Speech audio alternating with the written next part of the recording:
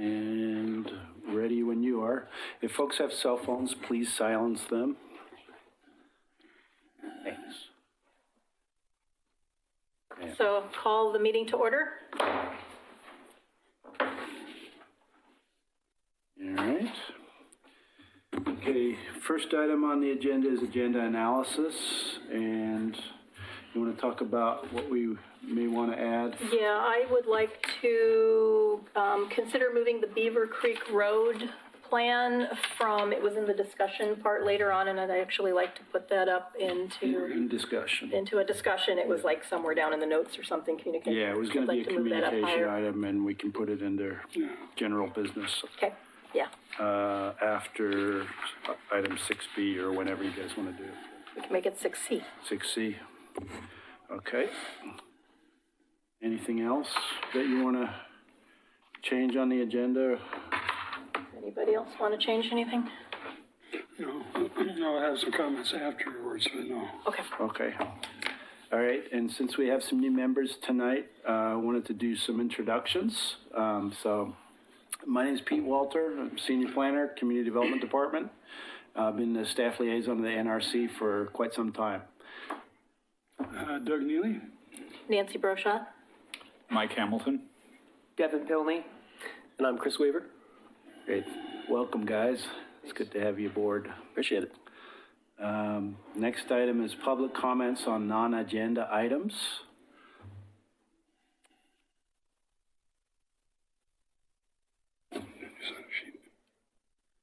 Yeah, we currently have one.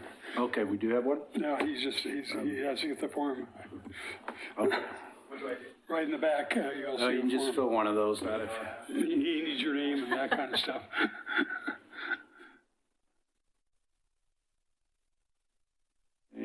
So no comments on, or, yeah, okay. Yeah, just fill it out. All right, you can fill that out afterwards. Oh, yeah. William Foster. I live in Kenema. My comment is about the Oregon City Enhancement Day. I saw an announcement about it about a month ago. So make sure your mic's on. And, yeah, speak up. Yeah, thanks. So Oregon City Enhancement Day, I saw an announcement about it about a month ago, and I was curious what kind of trees are they going to be planting. So I emailed the Parks Department, and they said there's oak, maple, zelkova, and ginkgo biloba. So I replied and asked what kind of oak and maple, and they didn't know. They couldn't tell me. Do any of you know what kind of species of oak and maple are going to be planted? We don't know, but we can probably find out. So, well, I looked at the city street tree list, and 6 of the 15 trees on there are maple, and 1 of those 6 are native vine maple. So I feel like the odds are that they're probably going to plant some non-native trees. And it seems like kind of a missed opportunity to not be planting native species of trees for this enhancement day. So I'm asking if you all have any sway in this, if we could plant native species instead of non-native ones. If not for this, then for future events like this, that would be, I'm sure I don't need to expound on the benefits of native vegetation to you all, but I think that would be much better. I understand that the ginkgo is one of these Hiroshima peace trees, so that might be meaningful to some people, so sure. That's and then, Hiroshima and ginkgo. Right, yeah. And then on a related note, the city street tree list, there's only 1 of the 15 trees are native, and it seems like it would be a good thing to amend it to include more, if not exclusively native trees. That's all I got. The only thing I might make a comment on, we do have a list of street trees that we can plant, and I think it was adopted from Portland originally. I'm not sure. But you're right, I mean, it's not all indigenous trees at all. So, yeah, 1 of the 15 is native. Yeah. I'm sure there's a bureaucratic nightmare that goes into amending that. Well, this committee gave input on the last update to the city street tree list, which was 2012. And then the city also has a native plant list, which includes trees and arborescent shrubs, but it hasn't been updated in a while. So what we do is we look to regionally accepted plant lists that have been really well vetted, such as the Portland plant list and another one. But that's a really good comment. So I will talk to the Parks Department and the plantings are going to be both at Singer Creek Park and Oregon Trail Interpretive Center. So Singer Creek Park is within our Natural Resources Overlay District, and the Oregon Trail Interpretive Center has a couple of sections of it that are where you have to plant natives. So, but it's good to know. Yeah, as I was going to comment, we have natural resource areas that are setbacks from streams or hazardous slide areas, and any plantings going into that are supposed to be native material. I live in one, yeah. You know. Yep. Yeah. Thanks. So, yeah. Thank you. Thank you. Thank you. All right. And then next up, we have presentations. We have two presentations this evening. The first one is from the consulting company HDR, correct? And they're going to be presenting the I-205 widening and seismic improvements. So I'll ask them to come up and introduce yourselves. Thank you. And if you need another chair, just grab one, thanks. Yeah. And get the presentation going here.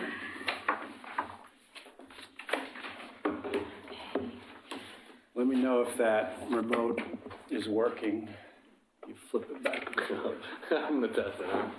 All right, committee members, thank you for having us this evening. My name is Kimberly Dinwiddie. I work with the Oregon Department of Transportation, and with me tonight are our colleagues from HDR Engineering. They're consultants hired by ODOT to design the I-205 seismic upgrade and widening project, and they're here to provide an update on the project as well as answer any questions that you may have as it relates to your work. And I will just turn it over to Brian and Mike to take it from here, and we're happy to take your questions. Thank you, Kimberly. Good evening. My name is Mike Bertram with HDR Engineering, and on behalf of ODOT, I'm the HDR project manager. So my consulting team and my compatriots from ODOT were tasked with designing the improvements of 205 from Stafford Road all the way up to Oregon 213. Just a brief overview of the issues and the benefits that we're trying to achieve with the project. Number one, the area from Stafford up to 213 is the only remaining segment of 205 in Oregon that's 2 lanes in each direction. And in addition to that, specifically up in the northern part of West Linn and into Oregon City, we've got closely spaced on-ramps, which provides a lot of side friction, if you will, which translates into congestion. So we're trying to address that. And then additionally, throughout the corridor, there's a number of bridges, including the most major one being the Abernethy Bridge, where they're seismically vulnerable. So we are definitely in the Cascadia subduction zone, and we're trying to address the vulnerability of those structures because 205 is a lifeline route for the greater region. So the benefits of the project are going to be the addition of a 3rd general capacity lane from Stafford Road all the way up to 213, the addition of auxiliary lanes in between northbound 43 to 99, and from 99 up to 213, and then southbound 99E all the way down to 43. So it should reduce a lot of the side friction and reduce congestion. And then most importantly, all of the structures from Stafford up to 213 are either going to be seismically retrofitted or entirely replaced to make them capable of accommodating the seismic demands that the Cascadia event would generate. Fast forward. Nope, that's me. So one of the major elements of the project, specifically as it relates to your vicinity, is the improvements of the Abernethy Bridge itself. So it's nearly a half a mile long, and it consists of 14 spans. And a lot of people don't realize it's that long because it spans 99E and 43 in addition to the river. And so it was built many, many years ago. And when we widen it, this rendering is supposed to represent essentially looking from the northeastern corner of the bridge across the river to West Linn. So if you were to be northeast of John Storm Park, east side of that, the bent, if you will, on the right side of the screen, that would be Pier 3. So that's the first column that consists of the water spans, if you will. So those are areas where we're going to be constructing what are called super bents. So you might see the kind of the shadows of the does it have a pointer on it? Excellent. So these are the existing columns today, okay, and then the pier cap here. So when we go to improve and widen the structure, we're going to be constructing essentially a very similarly shaped bridge bent with the columns much further out than they are today. And the reason they're so far out is because these columns right now are supported by battered steel piles, so they go outwardly from the pier. And so we have to build them that wide to stay out of those piles, so the structure stays in its place while we're doing the widening. So our first phase of construction will be to build these bents and then widen both the northbound and the southbound structures to the outside, and then transversely launch the existing bridge to the outside. We'll literally just scooch it in place, 8 feet to the outside in both directions, and then come back and do the middle widening as a separate phase of work. So essentially, it'll look like the existing bridge on steroids when it's all said and done. Okay? So we will be doing this type of construction between Piers 3 all the way to Pier 7, which is the first waterside pier on the West Lynn side. And then everything on the land side, we'll be just doing widening to the outside because we don't have to do the slide in the water. So it's a very interesting and very technically challenging project, but it's an awful lot of fun if you're a gearhead like me. So, but in terms of the impacts of the project on the environment and the like, we brought Brian here today because we were specifically asked to come and address a couple of things related to Abernethy Creek. So turned it over to you to address that. Thanks for the invite, Mr. Neely. Appreciate the opportunity to come. Always appreciate the opportunity to talk about the project and let folks help us, make a better project if we can. I'm the environmental person. You probably figured out the engineer. So I guess before we move on, did you guys have any questions about what Mike just said about how this thing was going to get done? You guys understand the transfer? Yeah? I heard it. I got to hear this presentation at another advisory meeting about it. What's going to make your new support structures more seismically sound than what was there before? I mean, what it is, I don't want an engineer to speak, but maybe Sure. something that we Sure, that's a great question. And essentially, to support these columns, these two massive columns with this huge cross beam, we're going to be drilling 12-foot diameter shafts 200 feet into the ground at each one of those piers for all the spans that are in the Willamette. On the land side, they're a little bit smaller, but just as deep. Additionally, So the footings are not in a place that's going to do the, whatever they call it, where it turns to quicksand. well, I was just going to touch upon that. So we are in Liquefaction, that's because the ones in Portland are in those. liquefaction zone. Okay, so what we're going to be doing on the approach sides of both West Lynn and on the Oregon City side is we're going to be doing what's called ground improvements. We're going to do jet grouting micropiles to essentially stabilize the soils as much as we can to keep them from shifting laterally towards the river. Our engineering models suggest that the soil will literally move longitudinally towards the river along the alignment of 205 and puts side pressure on the piers. Okay, so that mitigation is intended to minimize that as much as possible. On the West Lynn side, the mitigation more or less is going to hold the soil in place and keep any lateral loading from affecting the bridge. We're not able to mitigate it in its entirety on the Oregon City side. So we will get some deflections in the existing bridge for when it's in place, but not to the point where it doesn't perform its function, which is to be a lifeline route to provide, right after the event, access for emergency service providers and some form of commerce. So we'll be analyzing what the structure will look like after the event. So there might be one bridge standing? That bridge will be standing after the bridge. That's the whole idea, along with the other twin structures as you work your way towards. So it'll be 95. single lane then during the construction phase? Well, we want to maintain 2 lanes in each direction during construction with large enough shoulders to be able to accommodate emergency pull-offs and the like. But we're right in the middle of developing the traffic control and the sequencing drawings. But our mission is to maintain 2 in each direction and to minimize any disruptions. But there will be temporary closures, as you can imagine, throughout the job to set girders and to demolish existing structures that need to be taken down and the like. So how many of these infrastructures are in the river itself? Well, there are 2, 4, 6, 8 shafts. Eight shafts. Yes, right. Drilling into the river. That is correct. So what we'll be doing is from both the land sides, we'll be building temporary bridges to provide access for the equipment, the personnel, and the materials to drill those shafts. So what you'll see is a bunch of steel piles get driven with a bridge deck constructed over the top, and the machines will come out and drill basically cofferdams, which will provide a water-free environment for the shaft construction to begin. And you're going to accommodate the seasonal stage of the river? Okay. Absolutely. Pretty big. Yeah. Currently, we're thinking this is going to take roughly 4 seasons to construct. Impressive. Is this downstream of the basalt flows, or are you actually going into basalt down there in that 200 Going down feet? to the basalt. So, okay. Yep. The tips of the shafts are at the rock layer, top of the rock Okay. layer. So it's a very challenging geological job, as you can imagine. With all the liquefaction, there's artesian issues, and sand and everything you can imagine. You're going to have a submarine?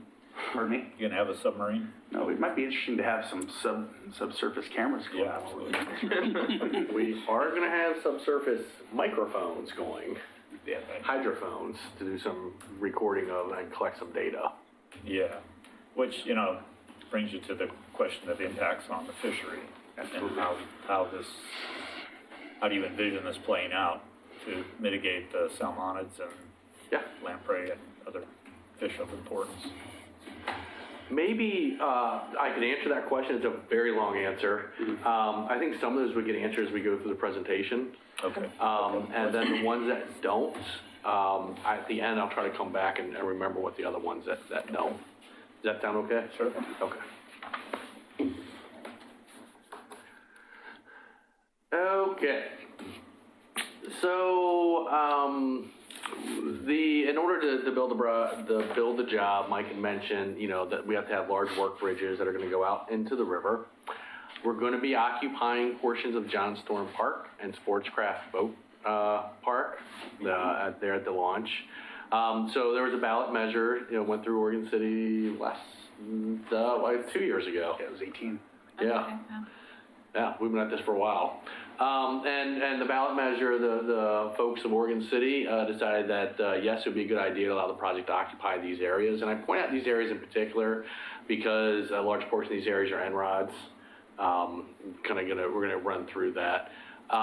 In this image that's up now, the subsurface stabilization that Mike was referencing are these brown areas. So that's where they're going to do the injection of the soil down below and mix the soil. It's going to be at a depth that at the end of the day, when the boys pick up their toys and go home and clean up the mess, that we'll be able to reestablish vegetation and conduct normal activities there.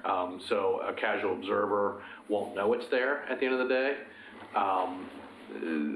A lot of that area is the parking lot now, so it's not really all that applicable until we get over near Abernathy Creek.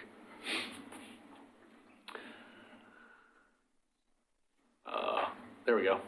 And so this is taking off the graphics that were just on, or just an aerial of what it looks like today as a refresher. Generally, there's a large parking lot here underneath the bridge. Here is Abernathy Creek to the south. We envision a work bridge coming across about, 40 feet or so off of the edge of the bridge, coming out on both sides here. And then these areas here, the park areas up here will be used for staging of materials and whatnot. Yeah. So we have submitted a land use application recently and got a great education on the NROD areas and what that means, what the code means, and the planetary requirements and all that good stuff. Within the project that Mike talked about in Oregon City, from 213 at the top of the screen to the river, we have several NROD boundaries, some of which kind of surprised me. A and B certainly didn't down by the river in Abernathy Creek, and neither did C. D and E came as a little bit of surprise, but there is a water resource down at the Toa slope, or off the Toa slope there. And when we did our calculations, those areas also qualify for the NROD area. So they were treated as such in our application. These are, the next couple of images are kind of what the site plans are and what exists today. We went out and did an assessment of each one of the NROD areas.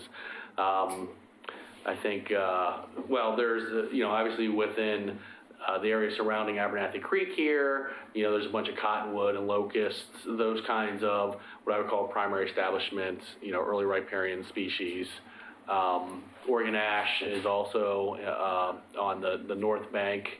And then this doesn't show, but up in this area, it's all grass, as you saw in the other area, with a couple, half dozen of park trees that are planted there. This is a stretch along 205. It was depicted as C, I believe. It's a stretch when you drive down 205 that is those rows of cedars. So those are going to get impacted by the project, as this is where the Ox Lane is going from 99 northbound up to 213. And this is the other area, NROD area. Not a whole lot of trees in this area, but a lot of invasive weeds in this area. A lot of blackberry, a lot of English ivy, teasel in this area. When we come through all these areas, we treated for invasive weeds when, as we're wrapping up the project, before we leave the project. So they'll certainly see a benefit as well as a replanting benefit when the project's all said and done.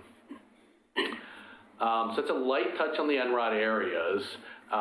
Getting to your question, Mr. Hamilton, about what are some of the mitigations and things that we're doing in the project that are going to help offset or minimize our impacts to aquatic species. Early on, we met with ODF&W as well as NIMS and National Marine Fisheries Service, U.S. Fish and Wildlife Service. And one of the things they brought to our attention was they believe that Abernathy Creek is a partial fish barrier for fish passage during low flows.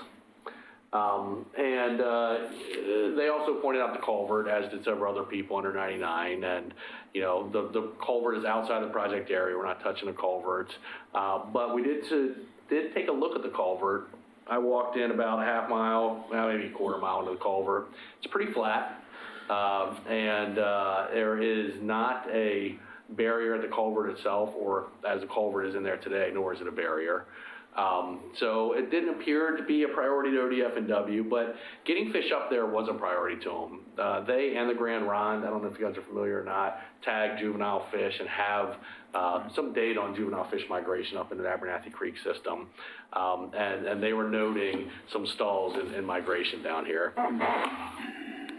So one of the things that the project is going to do is place a pier into Abernathy Creek. Not ideal from a fisheries perspective, but a necessity of the project. The way that we're going to mitigate impacts to fish and wildlife when we construct a pier is the first thing that's going to happen is a large casing goes in the ground. Well, first thing we're going to do is do it during the in-water work window. ODF&W granted us an extended in-water work window for this project, with the exception of Abernathy Creek, because they didn't want to interfere with coho migration up the creek for the native fish. So we backed off the in-water work extension to Abernathy Creek and are going to do that work during the normal in-water work window. When we install the temporary work bridge, instead of driving pile with an impact camera, we're going to vibe it in. You heard me reference earlier a underwater microphone or hydroacoustic measurements.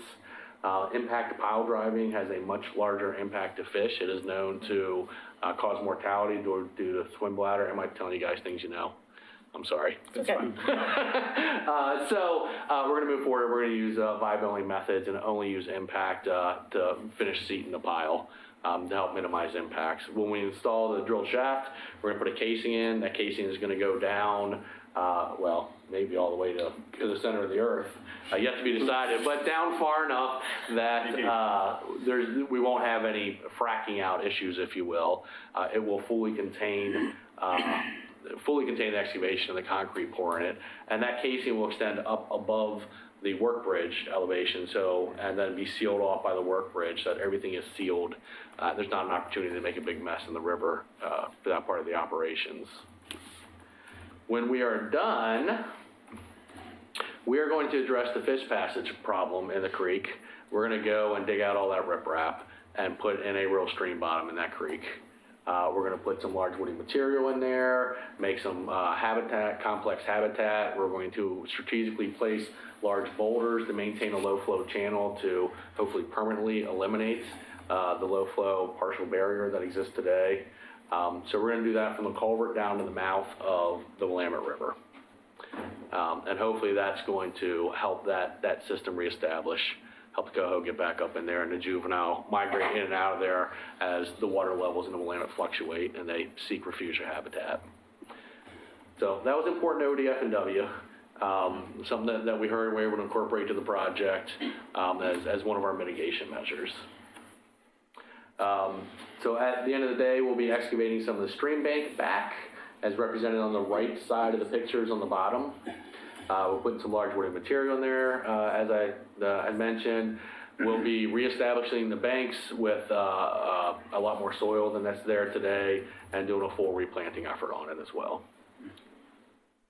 With native materials. With native, I was going to say with native, Yes, with trees, native not black materials. locust. No, we won't plant any of that. I mean, unless you have a request. No. Actually, NIMS wouldn't be, or DSL wouldn't be too happy about that. So that's the plan within Abernathy Creek.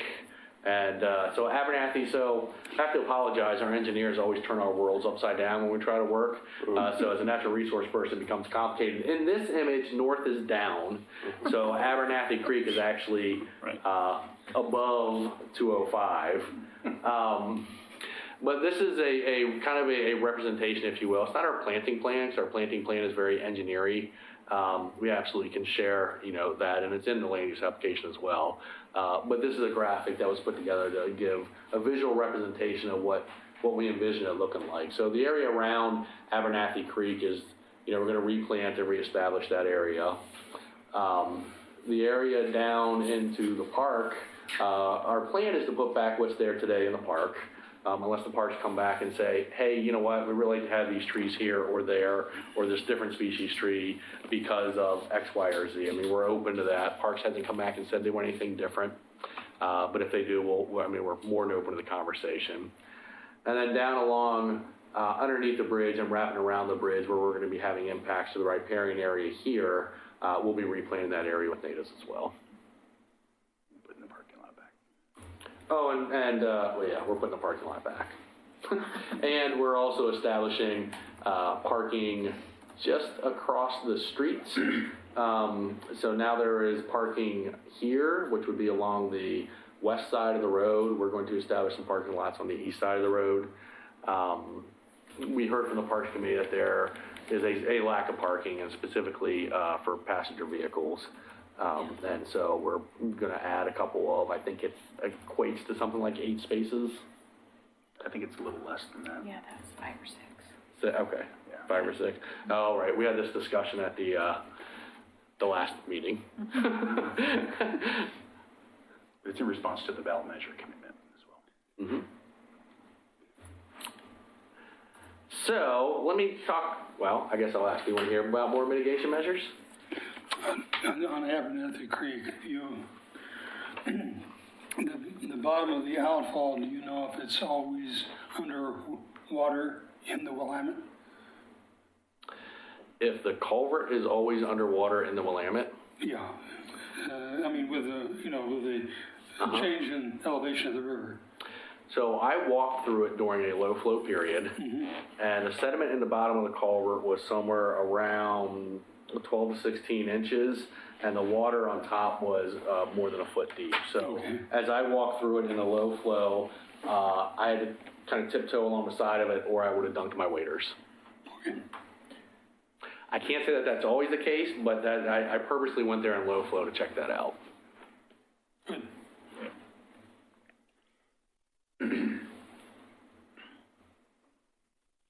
Do you guys want to hear about more mitigation measures? No? Actually, I do have a question. Yeah. I've always been curious what happens with stormwater management originating from the surface flows on the bridges and overpasses themselves. I understand that on land, ODOT sets aside mitigation and detention areas, but what happens on the bridges? And is this an opportunity to address that? we will be addressing it. Yeah, we're taking the bridges, the water off of the bridges and to those treatment areas on the land. Okay. Yeah, so now there are some scuppers that drain, for example, into the parking lot or adjacent to the parking lot that have created some concerns for some folks in Oregon City. Those are going to be gone. There will be water treatment facilities in the loops within 99. There's going to be a water treatment facility somewhere in this vicinity around the bridge or around the Clackamas Drive. It is yet to be finalized as we tweaked our plans a little bit recently. We have to go back and revisit it. But we will not, we're not allowed to directly discharge water into the Willamette River without treating it first. That's good to know. Yeah. I know it's out of our jurisdiction, but just those huge pylons that go into the middle of the river, how does that impact water quality, and what do you guys do about that? And impacts fishes too, do they impact fish? Totally. Yeah, I would think so. You're talking about the permanent piers that are being placed in? Yeah. So we ran a hydraulics analysis on that to take a look at what would be the differential sediment migration and or large woody material migration down the stream that would result from the new piers. And we did that in part because we want to make sure that we are not creating a problem for other users in the rivers. As you know, and in particular, Oregon State Marine Board and the docks downstream, they were very interested in large woody material movements. You guys know they had those rows of pile they put out because they kept having problems with it. So we did a big hydraulics analysis on that, and what we found out was the differential or contraction scour. So contraction scour is a result of I'll just, if I'm being too technical, just tell me. The contraction scour is a result of the differential velocities, as I know it, that are created by objects that are put in the water. Right. And there is, because of the substrate that's there now, and there's a lot of riprap there now, there is not expected to be large contraction scour that's going to result in scour holes. There will be a slight shifting in woody material movement along the east side of the river, where it will shift more towards the center because of where Pier 4, upstream Pier 4 is being placed. It's going to catch and shift some of that woody material a little earlier. But we're not expecting, long-term contamination issues as a result. And no backwater rise. And no rise. Okay. And when the fish are either migrating upstream or the juveniles downstream, does the activities there affect them? I would lie to you if I said it did not affect them. They will be affected by the project. And so we entered into consultation with NIMS to get a take permit for it. There are fish there year-round, and you can't avoid not impacting them. We can do our best to minimize our impacts to them. And we have done so. One of the things that's interesting about the method of installing these large shaft is we anticipate using an oscillator to install them, which is a machine that grabs and kind of twists and advances the casing. It's believed that has a very small hydroacoustic footprint in the water, but nationally there isn't much data about that. So one of the things National Marine Fisheries asked us to do was to collect hydroacoustic data during that installation method, so that they can build their national database and validate what they suspect the findings will be. But there are no thresholds or levels that you're trying to stay below because there aren't standards for that?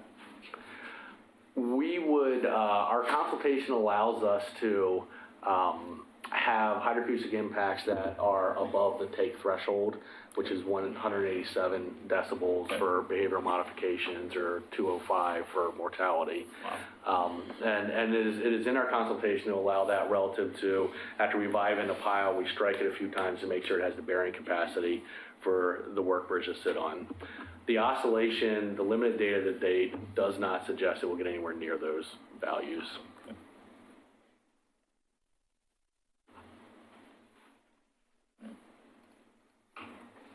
Okay. So they've submitted a land use application. It's still not in it's still in the completeness review phase, I believe. when it's deemed complete, we'll be sending out public notices. Your land use application consists of natural resource overlay district and some other applications as well, I think, right? So Lots of others, yes. Site plan and design review. Site plan and design review is pretty standard, and then a few other ththings, because it's within the Willamette River Greenway, so there's a compatibility review. And there's probably some geologic slope situations there, potentially. There is, yes. Yeah, Geohazard zones. geohazards, so that's part of it too. So there's a lot going on. And hopefully the comment period can coincide with the Natural Resources Committee meeting, which is the second Wednesday of every month. And that way, if that is possible, this committee can meet as a public body and deliberate about a recommendation. Otherwise, they can't do it and can only comment as individuals. So, yeah. Oh. So, yeah, thank you. Would be happy if there's more discussion warranted during deliberations, if the opportunity presents itself to. When do you hope to start? When's groundbreaking? And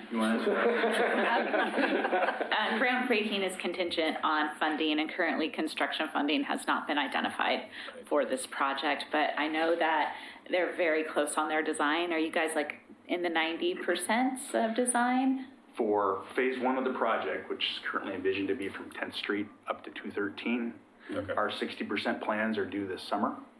Okay. And we should be ready to advertise the project near the tail end of 21. Okay. Yeah. With construction hopefully to begin that following spring. Wow. 22. But again, as Kimberly said, it's all contingent upon funding. Yeah. And the sooner it's identified, the faster we can go. Okay. And you presented to the Parks and Rec Advisory Committee already, or? Okay. Yeah. Thanks. Yeah. Great. Thank you very much. You're welcome. Thanks for having a nice night. Great, thank you. Yeah, that's fine. Oh, I wanted to make a correction. The pit tag monitoring of juveniles was not by the Confederate Tribes of Grand Ronde, it was by the Warm Springs. Oh, really? Yeah. Thank you. Yeah. Thanks, guys. Yeah, they collected fish at the falls, pit tagged them and released them near the marina. Yeah, I'm surprised knowing some of the Grand Line's other activities here and how closely they're tied to the city. Yeah. The Warm Springs did that. Yep. Thank you. See that?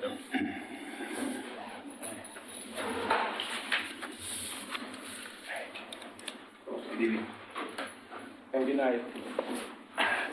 Thanks. Next up, we have Audubon Society's Mary Coolidge, and she's graciously come here to give us a great presentation on night sky and impacts on lighting impacts on birds. But I gather it's going to be very informative, and I know that Jerry Herman has been looking forward to this for some time as well. So thanks and welcome. Thank you for having me. Yeah. It sounds like I'm on. How do I advance this? Where do I need to be pointing? Let me show you. It's on. Okay, now it's on. Oh, it's off. Okay. There we go. Great. Okay. Those don't look like the skies I see when I'm in downtown Portland. Not massive those in Oregon City.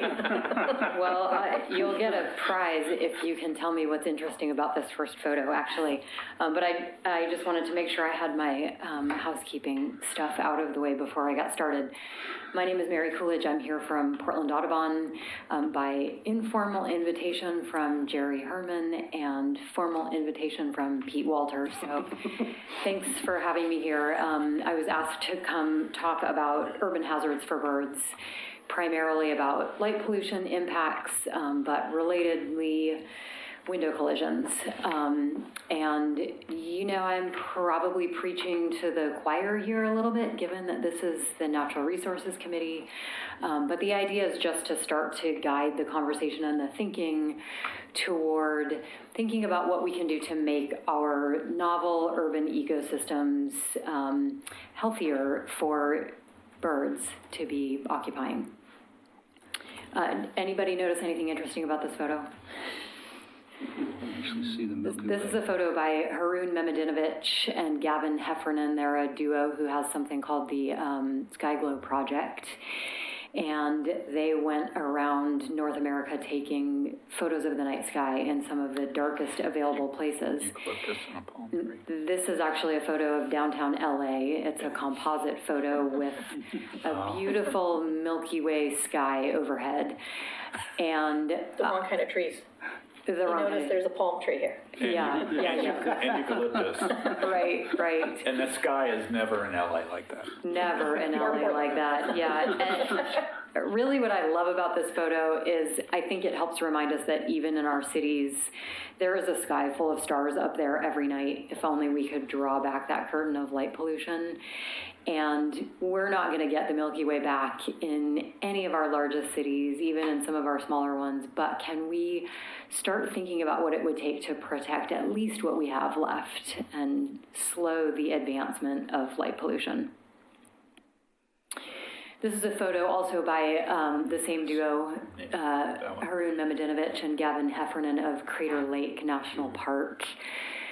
And I think this does a nice job of illustrating really somewhat what the Earth looked like for 4.5 billion years before we had artificial light on it. And occupants of Earth would have slept under, on clear nights, would have slept under skies like this every night of the year. And biological systems were evolving under conditions of dark nights and bright days, which set up this relationship with biological systems that we call circadian rhythms. Essentially, light and dark is our master clock and drives all of our biological processes. But of course, all of that has changed in about the last 130 years since we started installing electric street lighting on some of the cities around the world and really started lighting up the night on a global scale.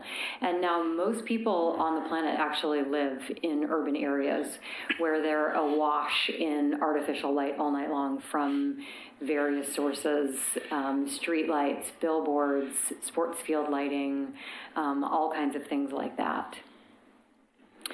This is something called the Bortle scale. It was invented by a guy named Bortle, who invented it for use by astronomers to compare the relative impact of light pollution on their observation sites. So on the right-hand side is a Class 1 excellent dark sky site like you might find in southeastern Oregon, on Steens Mountain, for example, and then on the left is an 8 or 9 inner city sky. Portland is at about a 7. We don't have much to brag about up there. LA is an 8 or a 9. Oregon City is probably somewhere between a 5 and a 6. I just took a rough guess at that. I have seen some pretty brilliant Oregon City night skies because I actually work 2 days a week in Oregon City at the Condor breeding facility out at the edge of Oregon City. And there's not a whole lot of light pollution out there, so there are some nice skies when I get to work early in the morning. Sauvie Island is probably about a 5, maybe borderline between a 4 and a 5. So you can see the progressive impact of light pollution on the ability to see stars. This is something called the New World Atlas of Artificial Night Sky Brightness that came out in 2016. It was put together by a team of Italian astronomers and a NOAA researcher. They used visual infrared imaging to look at light pollution around the globe. And they essentially set that to, you'll see the relationship here. Here's the Bortle scale, those colored numerical system. And they essentially used a similar legend to represent light pollution. So you can see here, I'm not going to try to use the pointer behind your heads, but in the inset, you can see Portland is that red area that has the X in it. So Oregon City would be just, kind of at the southern edge of that. But you get an idea of what the impact of light pollution is in our country. East of the Mississippi, it's not looking so good. But west of the Mississippi, we actually still have a lot of sky left to preserve. One of the interesting things that came out of this data collection was the realization that about 99% of people in the U.S. live under light-polluted skies, and 80% of people live in places from which they can't see the Milky Way, which is our own home galaxy. You know, and what do we do when we so completely divorce ourselves from our understanding of where we are in the solar system? And these are just some examples of how we get there. These are all taken in Portland. You can see in the upper left-hand corner is one of our parks with completely unshielded light poles. Other examples of glare bombs, parking lots that are absolutely empty at night and they're still illuminated all night long. So that's how we end up with the light-polluted skies that we have. We are also, as you well know, living in the age of conversion from high-pressure sodium to LED. I'm quite sure that, well, I'm not at all quite sure. I think Oregon City has completed its streetlight conversion from high-pressure sodium to LED, at least in the places I'm familiar with. And LED is fantastic. LEDs are really energy efficient, they're long-lived, they're relatively maintenance-free, but some kinds of LEDs come with some unintended consequences, which is what this spectrograph is in the upper right-hand corner. That's a diagram of what we call blue-rich white light, so a 4,000 Kelvin LED, which is generally how we describe LEDs, is in Kelvin temperature. And this kind of light, blue-rich white light, actually produces a blue spike, about 450 nanometers. And that happens to be, well, first of all, short wavelength light, which scatters more readily in the atmosphere, which means that it produces more light pollution. More of it ends up in the sky. The other thing is it's the kind of light that most vertebrate systems are sensitive to. So you or I, if we have exposure to blue-rich white light, we have non-vision forming cells in our eyes. That's just the kind of light that tells our brains it's time to wake up. The same thing happens in other vertebrate systems. So this kind of light is particularly impactful. And our job now, we have so many LED products that are available to us at this point, is to just start to make better choices about the LEDs that we're installing and converting to. When we're exposed to this kind of light, I meant to say this causes suppression of melatonin secretion, which makes it hard for us to sleep, and it leads to a cascade of other health effects. So much so that the American Medical Association in 2016 came out with a report where they recommended that jurisdictions choose lighting when doing conversions that really minimizes the emission of this kind of blue light. Because of concerns about health impacts like cancer and diabetes and cardiovascular disease, and also retinal damage to humans, because this kind of light, when it glares in your eyes, can cause irreversible damage. It used to be that when folks were talking about light pollution, it was really from strictly an astronomical point of view. And even though we've known for hundreds of years that light acts as an attractant to vertebrate systems, particularly birds at night, it has only been a really focused area of study in the last 20 to 30 years. So now there's this growing body of research on something called ecological light pollution, looking at issues of attraction and disorientation, so things like bats that are attracted to streetlights, where invertebrates are collecting around the lights. Other birds may be congregating there as well to prey on those insects. Other bats are actually repelled by light.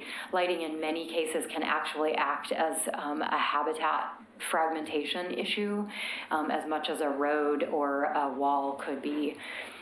Circadian rhythm disruption, which is really what is driving nesting and breeding and foraging and migration, all of those kinds of cycles in biological systems. So really important there as well. And then interference with all ecological relationships.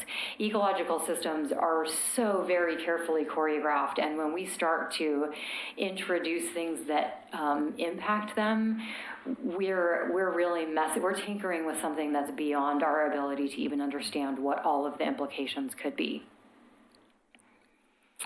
This is just a very few titles of research papers that have been written on the topic. Really, there are hundreds of articles looking at this issue, and none of it is good news.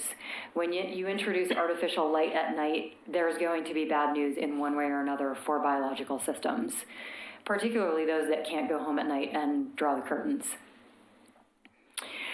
Focusing on birds, bird migration is really one of the most impressive feats in the animal kingdom, long-distance migrations. Most birds actually migrate at night, even if they're diurnal, and they will take off 30 to 60 minutes after sunset. They will watch where the sun went down, and they'll travel in the direction that they're intending to travel based on where the sun went down. They'll also be following the North Star or Polaris and Orion and the Big Dipper to help guide them on their path, on their migratory path. And they'll fly all night long if conditions are good. They're doing that because there are fewer predators out, the atmosphere is less turbulent, and because they're using those stars to help them migrate. And then they get into trouble when they come into areas where there's an excessive amount of light pollution that's drowning out the stars. This is one very dramatic example that maybe you've heard about. There's been a lot written about it. This is the Tribute in Light in Lower Manhattan, New York. It's only illuminated one night a year. It's been illuminated since, I think, 2002 was the first night that it was illuminated. Folks at New York City Audubon and Fordham University started noticing that there were birds that were congregating in these spires of light. So all of those white dots and dashes, those are all birds that are actually entrapped in that light. So they're on a migratory path. They come into that light, they get drawn in, and they just circle and circle and circle and circle. So researchers started looking at this. They did work out a deal with folks who are running that lighting system to turn it off every so often when they hit a critical mass of birds in it.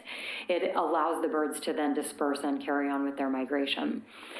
They have data from 2008 to 2016 that they just published last year. It's really interesting.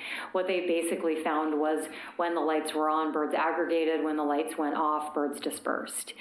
And the upper right-hand square up there shows September 12th, 2015. It's 2:12 a.m. The tribute lights are off at this moment, and they're using radar technology that tells them there's about a density of 500 birds in the area of the tribute in light. 20 minutes later, 2:32 a.m., those lights are on, and there are now 15,700 birds within half a kilometer of the tribute in light. They found that when those lights were on, the density of birds in the area could reach anywhere from 60 to 150 times the expected density of birds when the lights were off. They found a minimum of 20 times the density in all the years that they were looking at this. Are they dazzled? I mean, are they losing orientation abilities? Yeah. Being in the light? Yeah, absolutely. I mean, think about if you're in a dark forest and there's a strong beam of light and you're in it, you have no ability to navigate outside that field of light, right? And you're reluctant to leave it. And then when the lights go off, well, now your eyes aren't calibrated to darkness. So it's definitely troubling, and I think overall this is a success story that they're able to work with the folks that are operating the Tribute in Light. But are some of the birds that are entrapped and then go on to disperse when the lights go off, do they make it to their destination unimpeded? Mm-hmm. Probably not. They probably fly in all sorts of directions, and that may be an area of future research. There have been a few instances in the last few years that maybe you remember, one in Texas at the Standard Insurance building where nearly 400 birds collided with the building in one night. They subsequently turned the lights off for the remainder of migration season. Hopefully they're continuing to do that. I'm not tracking Standard Insurance in Galveston, but and then the NASCAR Hall of Fame had an incident where hundreds of chimney swifts hit the building in one night last year. So these things do happen. The other issue that's at play is just that birds are attracted into these highly lit areas. They then spend the night in cities. They wake up the following morning and they are surrounded by deceptive window glass, which they are then somewhat likely to run into during the day. So these are related issues. And we know that up to 1 billion birds die every year as the result of running into a window. That's in North America alone. It's one of the top 3 conservation issues for birds after habitat destruction and feral cats. So it's a very significant issue. So we really want to start to get a handle on the issue of window glass and also the issue of light pollution and how those things are functioning to influence each other. This is a photo of the Columbia Wastewater Treatment Building. It's a City of Portland building in North Portland. That building opened in 2014. We pretty immediately started getting reports from building occupants about birds hitting the windows. This is a single-story building near the Columbia Slough. We monitored that building for 1 year together with the City of Portland. They subsequently did a retrofit to those windows. We monitored the building for another year, had a 94% reduction in the strike rate at that building. So a huge success story. It's an $11.5 million building. It cost $28,000 for them to put this retrofit on, and I included this here just so you could see, since I think maybe potentially looking at reducing collision hazards in Oregon City might be something that could be on your docket in the future. We're talking about markings on the window that are distributed across the window, but can cover as little, that can create as little as a 6% density of a pattern on the window. People who use this building have actually reported that it doesn't impede their view in or out, and yet it's really doing a tremendous job of reducing window strikes on that building. There was a metadata study that came out in 2014 by Scott Loss and some fellow researchers looking at 93,000 strike records across the United States. And they found, to everybody's surprise, that nearly half of all collisions are happening at 1 to 3 story buildings. And a little over half of all collisions are happening at low-rise commercial buildings, so buildings that are 4 to 11 stories high. Less than 1% of all collisions are happening at high rises. That's not because high rises aren't experiencing strikes, but it is because there are so many fewer high rise buildings across the landscape. When the numbers in parentheses there are the average, an average number of those types of buildings across the nation. So 123 million 1 to 3 story buildings, 15 million low rise buildings, and 21,000 high rises. So that's how you start to get at where those strikes are occurring and why. And it also told us that we really had to start addressing strikes at all levels of development. We couldn't just be pinpointing high rises anymore, which is kind of where we thought most of the issue was. Quick question for you, Benson. Is this bigger photo here? Is that post-retrofit? This is pre-retrofit. Okay. I do have a post-retrofit photo. It's not in this presentation, but I think you'd be surprised at how unobtrusive it is to the building overall. Okay. And it would have been less expensive, honestly, for them to have just incorporated a bird-safe glass from the beginning. Right about the same time, shortly after this building opened, but before there was a bird strike issue, the City of Portland did incorporate a green bird-safe requirements into the green building policy, which meant that any city buildings had to actually be built to bird-safe specs. In 2011, the U.S. Green Building Council incorporated bird-safe elements into their LEED pilot credit, or into their LEED manual in the form of a pilot credit. So that was kind of the start of looking at green buildings starting to really address this issue. There are a number of milestones in this list, but I'll skip to the fact that in 2018, we incorporated bird-safe glazing requirements into our central city plan in Portland. So any building in the central city that has 30% or more glazing on any facade has to treat up to 60 feet of that facade with bird-safe materials. If you're doing a retrofit that's going to impact more than 75% of the facade, again, you have to use bird-safe materials up to 60 feet on that particular facade. It hasn't halted development. I'll tell you what we have seen is a lot of developers coming in at 29% glazing. So what we've done is slow the rate of proliferation of glass on the landscape. We are starting to see some bird-safe buildings come through design review at this point. I didn't mean to mention that bird safe standards are in place in at least 15 other cities that I know of in North America, most recently New York City. So throughout the city in all 5 boroughs, buildings have to be built to bird safe specs. That won't go into effect until next year, but it's been developed. These are the details of the bird safe glazing standard in Portland Central City Plan. I actually think that this is really kind of an introductory conversation, so if you're really interested in pursuing something like this for Oregon City, I'll come back and we'll have a more in-depth conversation about it. Back to light pollution and some of the impacts that have been researched. This is a study out of the University of South Florida by a researcher named Meredith Kernbach, who took 50 house sparrows and injected them all with West Nile virus, a non-lethal level of West Nile virus. And then she subjected half of them to a low level of artificial light all night long. The other half of them were allowed to sleep in dark conditions. And she found that the birds that were exposed to even dim light at night took them longer to kick West Nile virus out of their systems, almost twice as long as the birds that were allowed to sleep in darkness. And when they modeled that, they found that that could increase the potential outbreak of West Nile virus by 40%.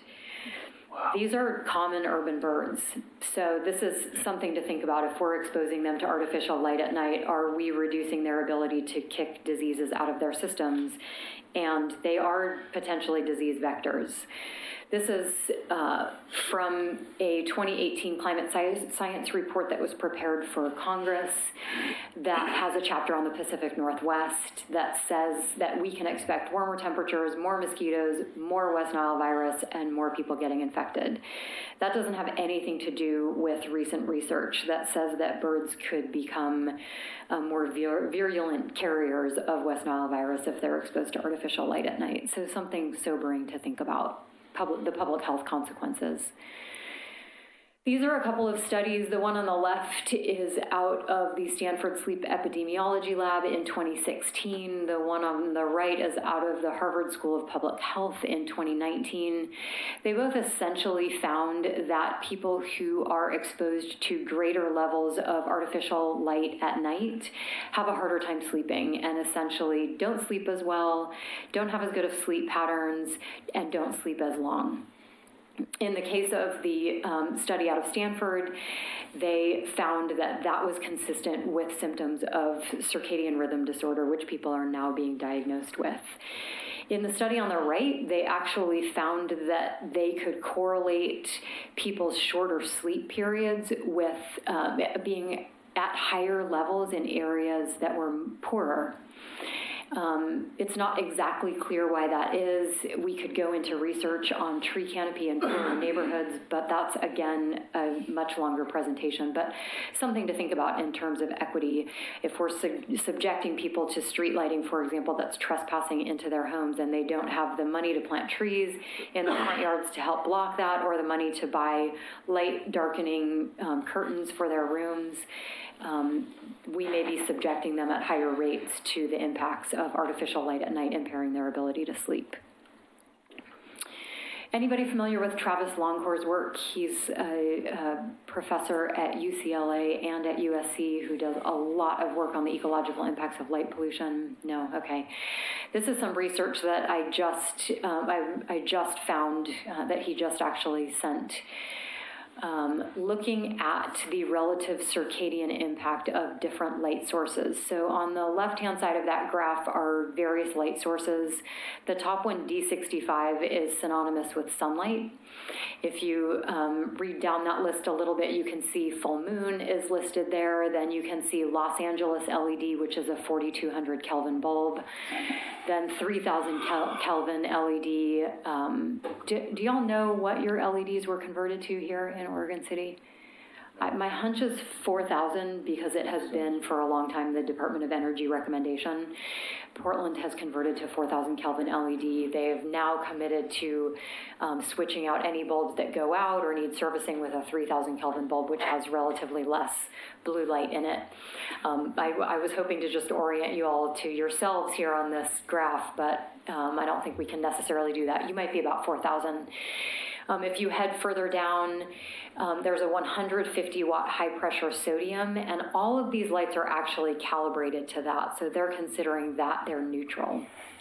And then the lamps that are below that on this list are generally phosphor-coated lights, LED lights, or they are filtered lights.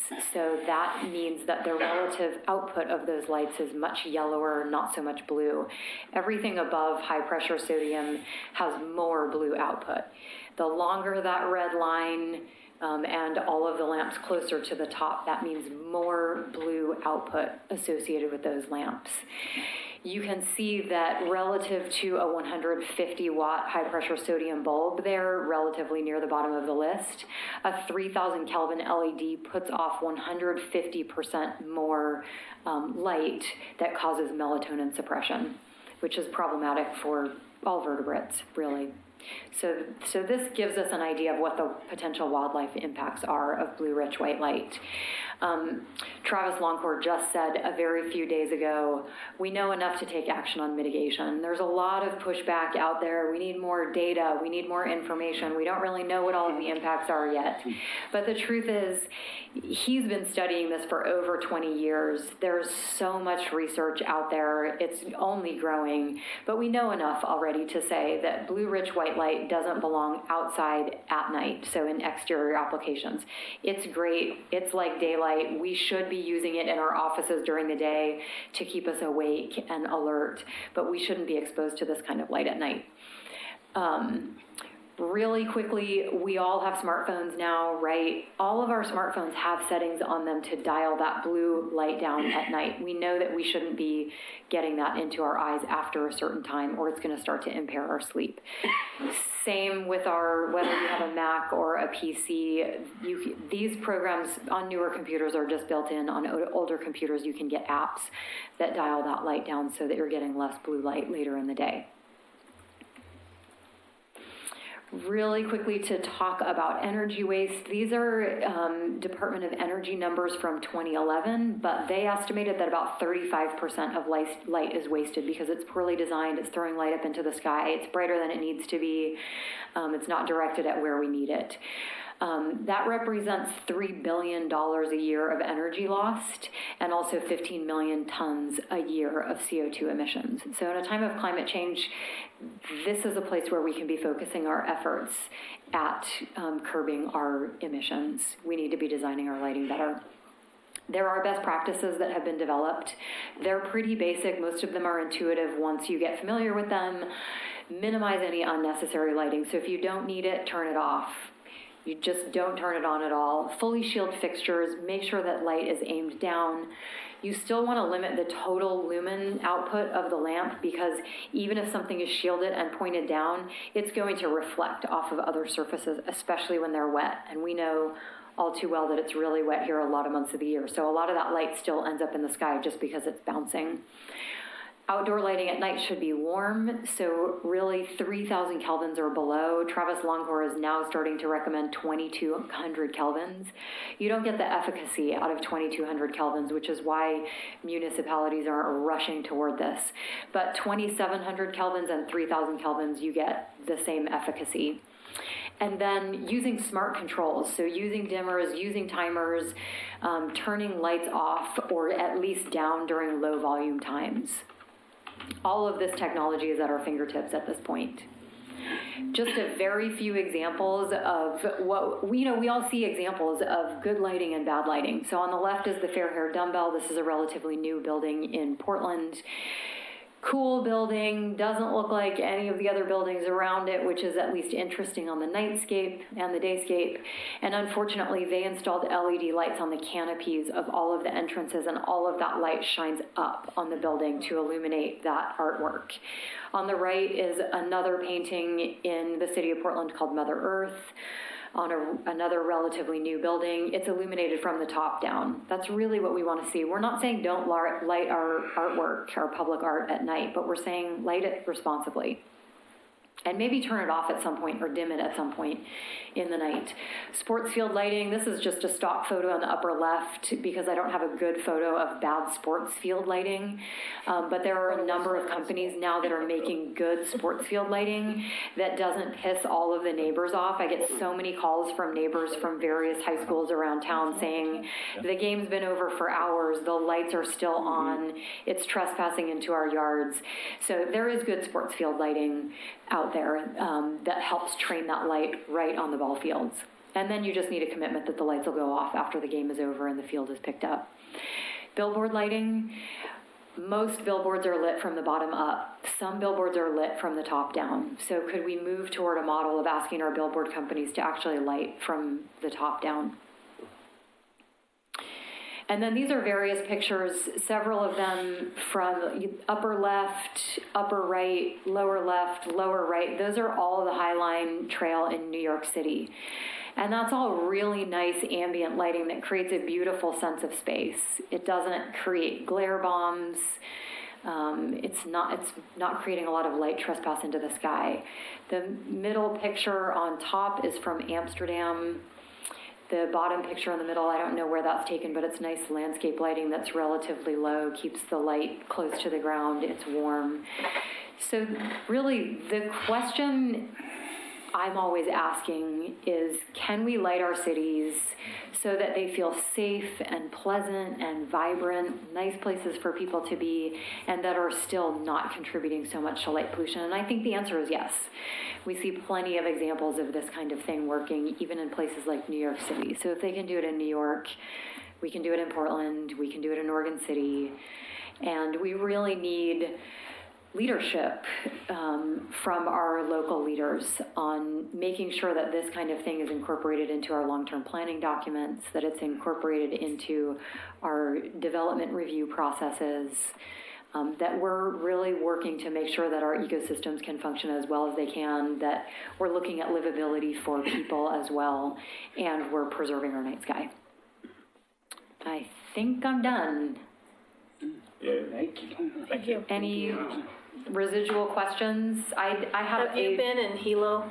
Say again? Hilo, Hawaii. Have you been in Hilo? Oh, yes. Yeah, because all of the Big Island has the sodium lights because of the telescopes on Mauna Kea. I was gonna say, They're legally required to have lights that won't shine into the area. Butter yellow. and I live Butter in yellow. San Jose, and the same thing for the Lick Observatory. The whole city of San Jose is Yeah. so So narrow please. band. So Can Yeah. we look at our sign code? Yeah, sure, we can. It's actually part of our site plan and design review criteria. And I think we're going into the comprehensive plan update, and the basic thought was we wouldn't be doing any code amendments for a while until we'd gotten through that process. So, but it's something that should be discussed. The lighting code was last revised, fully revised, I think, in 2010. But it didn't take into account LEDs, and it didn't take into account this light spectrum Kelvin temperature issue. Right. So those kinds of things. Right, yeah, and I'll give you huge props that Oregon City even has lighting code. The city of Portland has virtually no lighting code. So we are just developing that right now, and it's a big lift. Since you all already have some bones of a lighting code on the books, amending that is easier than initiating a code from nothing. And a lot of places are in the same boat. LED is really relatively new. Nobody realized the kinds of consequences that putting some of this blue-rich white light out there might have. And so most lighting codes at this point that aren't brand new need to be revised to incorporate this idea of blue-rich white lighting.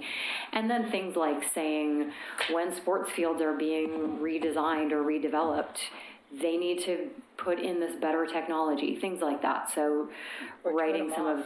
Westland High School football field is on all the time, continually. Like, I'll get up at 2 in the morning and the lights are on. What the heck? Right. we Don't they have a climate change action We're over in plan? Oregon City, and we can. That was Milwaukee. Yeah, That's not crazy. Lower West Lynn. Yeah, so I know we've got a sport lighting requirement, and I think it does have a time limit on it. You're I supposed don't to- see this, I don't see the lights from Oregon City High School, Yeah, and the football field is like, you know, Right. 5-6 blocks. I don't see that, but I see West Lynn continuously. yeah. All right. Sorry. Go rabble rouse across the river. Yeah, really. What's that money? Yeah, we can, yeah, this is an agenda item. Yeah, yeah, I think we can do that.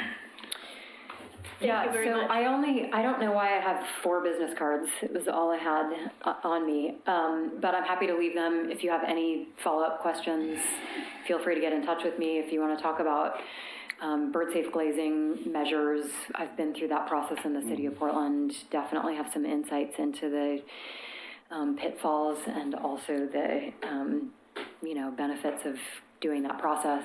So you can use me as a resource. Yeah, thank you. I appreciate all, Yeah. all the facts and details. That's Definitely great. lead a card with Pete so that he Yeah. can, Yep, I will. yeah. Awesome. Thanks, Mary. That's great. Excellent. Thank you very much. Thank you. Take care. Thanks. Is everybody doing okay? Do you need a short break, or you good? Press on. Press on. Press on. Yep. All right. 4 a.m. comes really early. Yeah. It's really 3 a.m, so. Let's see. All right. So on Freeze. to general business, and first item is item 6A. So let me pull up that.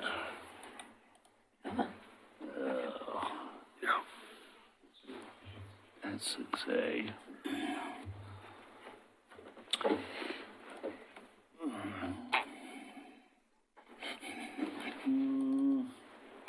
Thought I had it up already. Yeah. Now you can see our entire folder system. There's trees, nominations, 2020, 2019.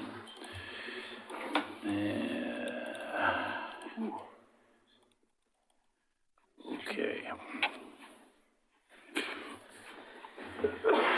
Okay. So we're talking about the 2019 Heritage Stand nominations. We had 2 stand nominations submitted by Dorothy Dee Dalsra, one for Park Place Park and one for Mountain View Cemetery, and I'm going to go into a little bit of detail on each of those. You've all seen the purpose of our Heritage Tree Code. It is to recognize and foster appreciation and provide for the voluntary protection of certain trees because of their status as a heritage tree. And then we have some definitions. A heritage stand means a group of 2 or more trees designated that way. And then we have a secondary definition in our actual definitions code that says at least 2 heritage trees separated by no more than 20 feet.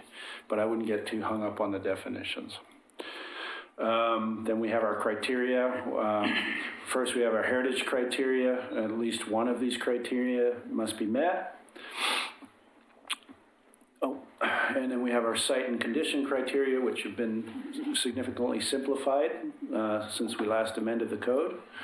It cannot be an invasive species, and it does require owner consent for private property, or if it's on public property, then the consent of the agency.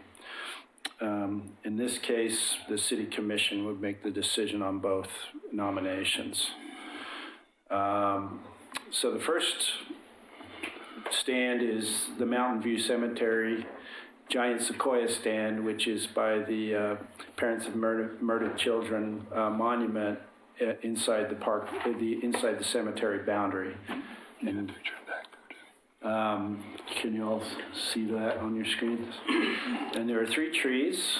Tree number 1 is 69-inch diameter, tree number 2, 88-inch diameter, and tree number 3, which is actually closest to the parking lot, is 130-inch diameter. And you can see the heights and spreads there. We don't have age estimates on these because it's so variable with this tree. Do we know when they were planted, since they were in the cemetery or not?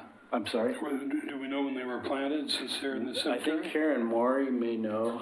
We inquired about it, we couldn't get an answer from them. Oh, okay. Okay. Yeah, You want me to bring my core? that would be great.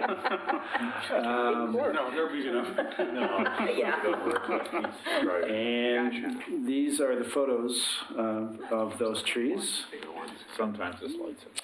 And there are some other photos in your packet as well. But these are all trees that are really magnificent examples. They are all causing some pretty significant cracking of the pavement right near them. So there's going to be some maintenance going on near them in the future, but the Parks Department doesn't see any issues with these designations here. Yeah. Okay.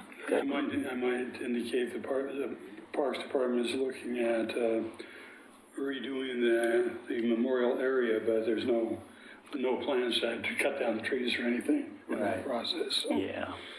Yeah, there's going to be some additional monuments and memorials placed. Yeah, that's what John Waverly told me.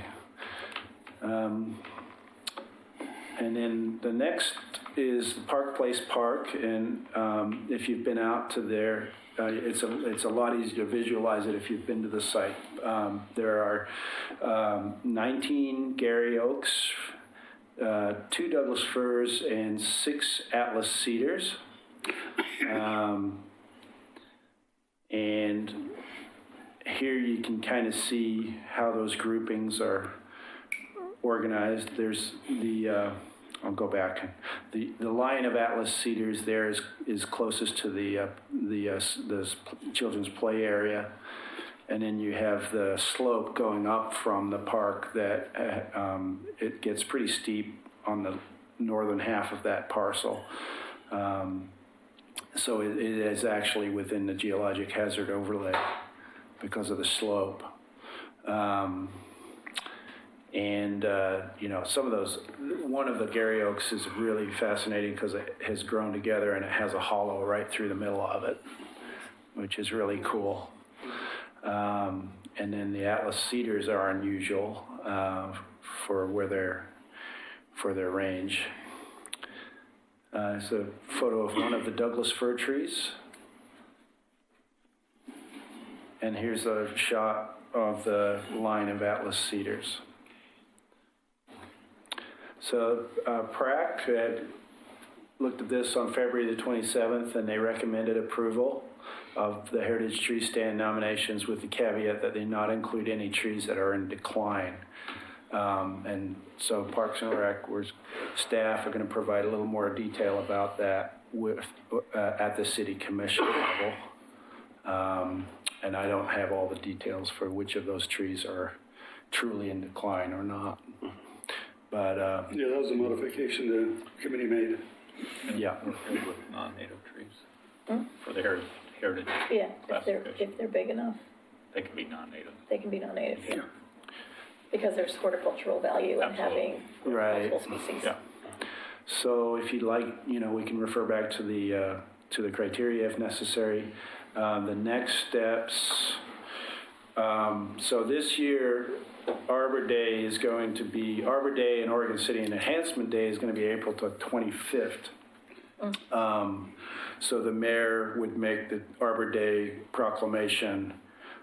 We're thinking tentatively on April 15th. So we would either present the recommendation of PRAC and the NRC for all of the trees, both the private ones and the park ones, on April 1st.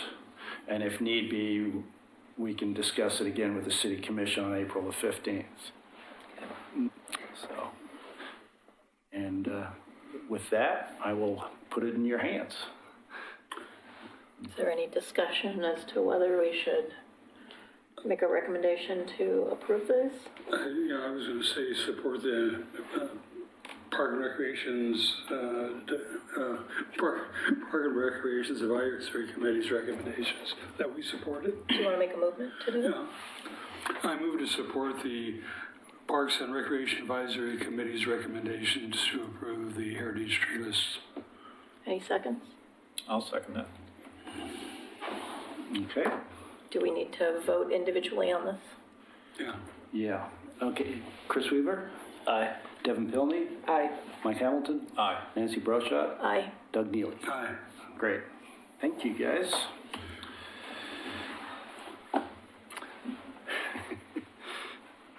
All right, next item is the draft of the standards for tree removal, and I have a, where is it? Let me just find that.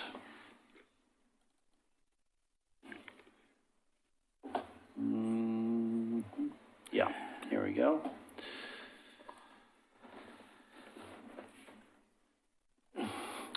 Permitting and notification process for tree removal on institutional properties. So we had published the agenda originally on Wednesday last week, and staff had been operating with the direction of the city manager that it would be a policy that was strictly pertaining to city-owned trees or trees that are being removed by city staff. But we actually got better direction from the city commission. We went back and looked at what the original direction had been, and it was to draft a policy for all publicly owned land.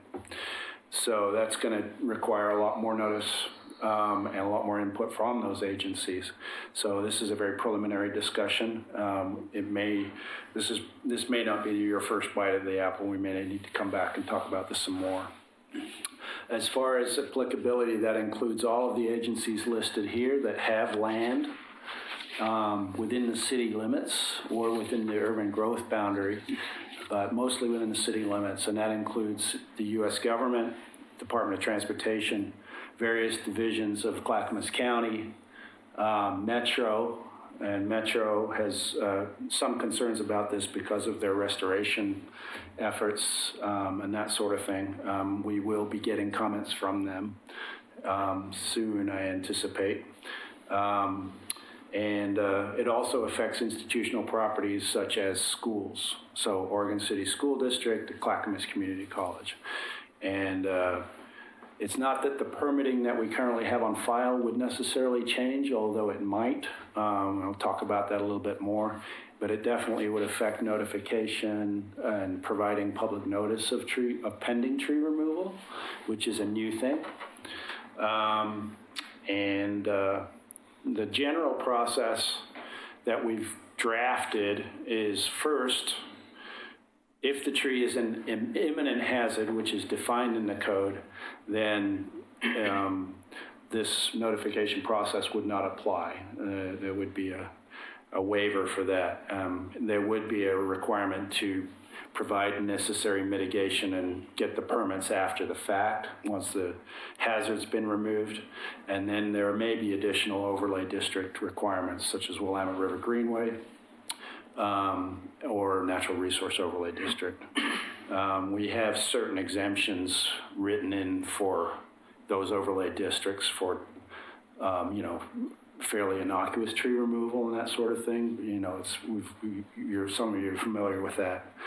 And then the next step would be to determine eligibility as a heritage tree. So the threshold for what would trigger notification, public notice, would be if it's eligible as a heritage tree and could be nominated as such, then we would trigger public notice of 7 days.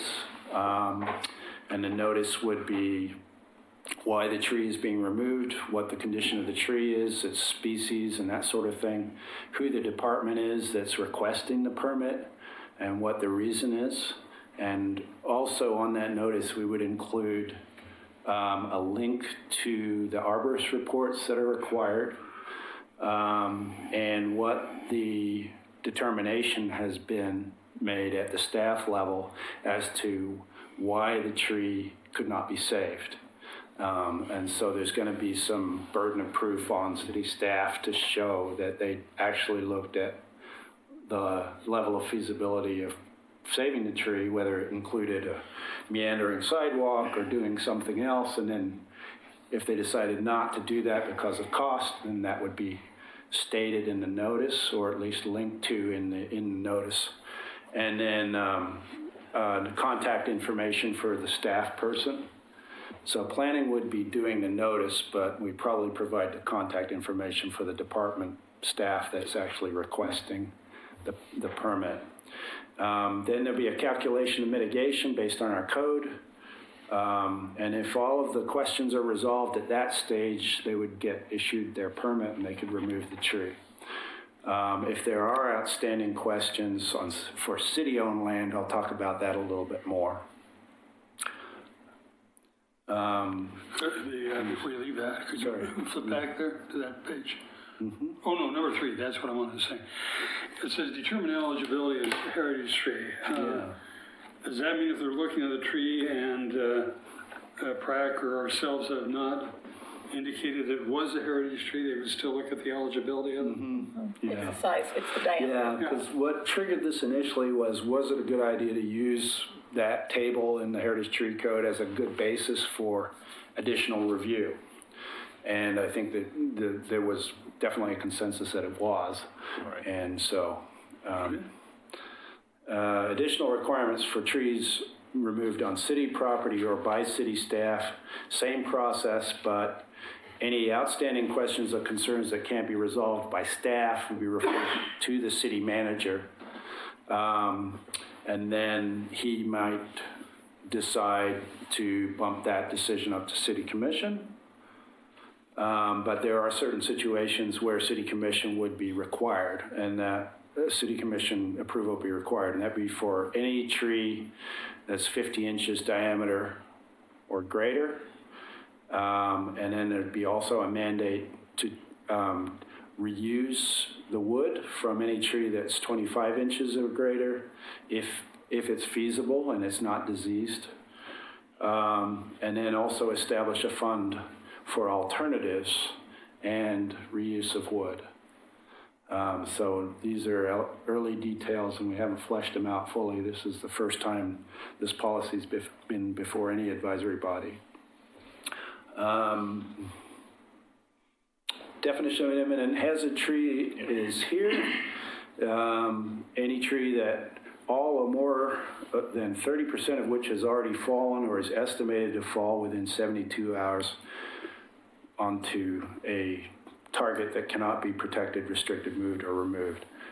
So that would apply to trees that are about to fall as well as trees that have already fallen. Currently, we have 2 permit types for tree removal. We have the Type 1 minor site plan with a tree removal addendum. And this is basically when you're modifying landscaping, you have to get this permit through site plan and design review, which is generally an over-the-counter permit. It is for on-site removal on non-residential property, so it applies to commercial and institutional mixed-use employment and high-density residential zones, like multifamily. It's not required for residential property, so that's been discussion for many years is whether or not Oregon City is actually going to move towards regulating trees on private residential property. And it always comes up for debate, and up until now, we do not regulate tree removal on private residential property unless you're next to a stream and you're in an overlay district, steep slope, or stream protection area. And this includes city-owned land. So then we have trees in the public right-of-way require a public tree removal permit. Abutting property owners responsible for obtaining these.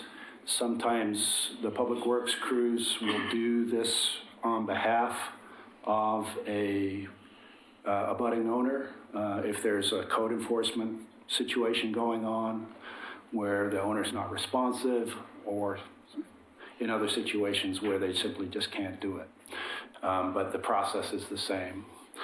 And they also, public works staff does pay attention to certain corridors like Beaver Creek Road and Molalla, so they're pretty proactive about that.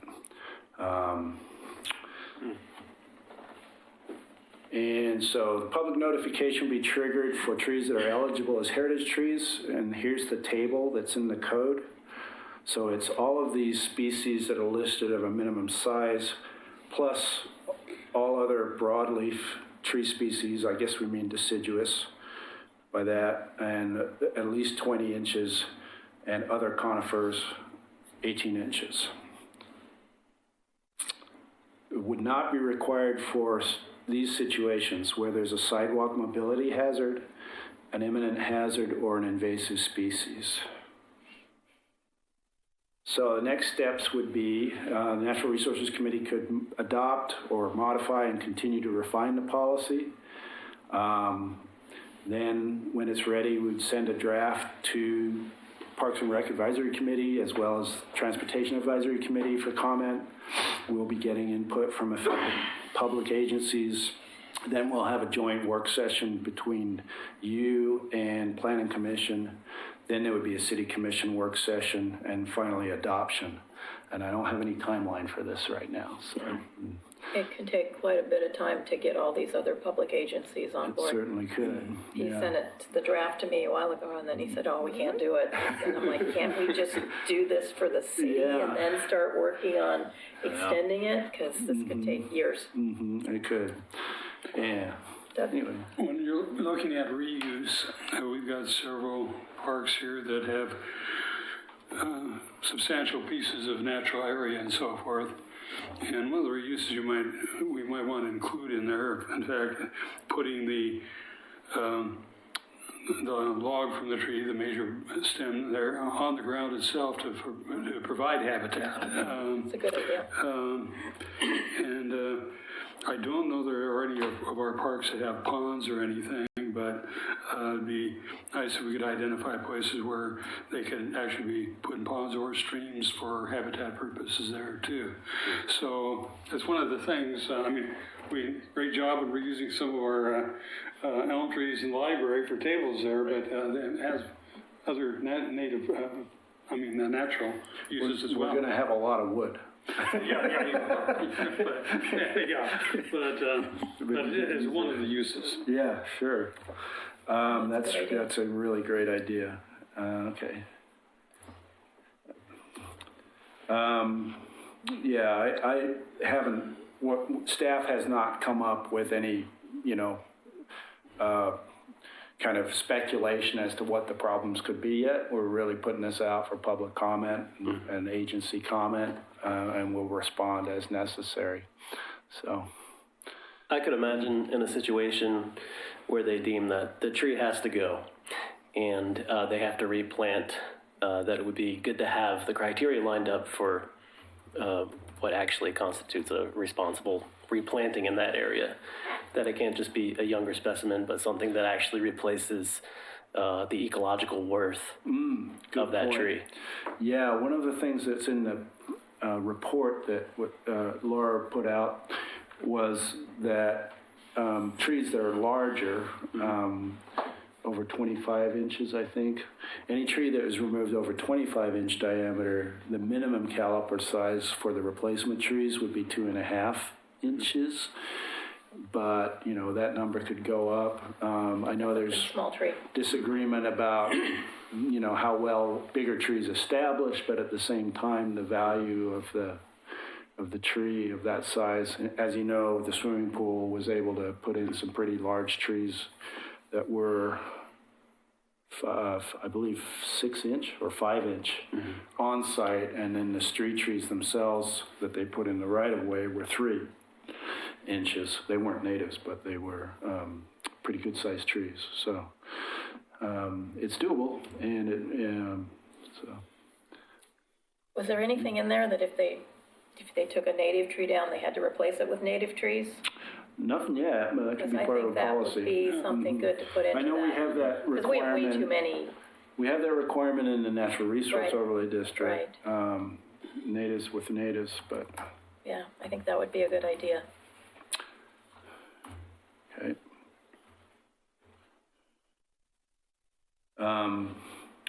We did get a very brief email from the senior resource scientist for Metro, Brian Vaughn, saying that they do have concerns about it because they have open space and habitat places all around the Metro area, and they've run into this being a problem for their restoration efforts in Gresham. and on the Springwater area. So normally, if you're doing restoration, you're exempt from natural resource overlay district review. That's and this would be a sort of a separate policy in addition to that. So yeah.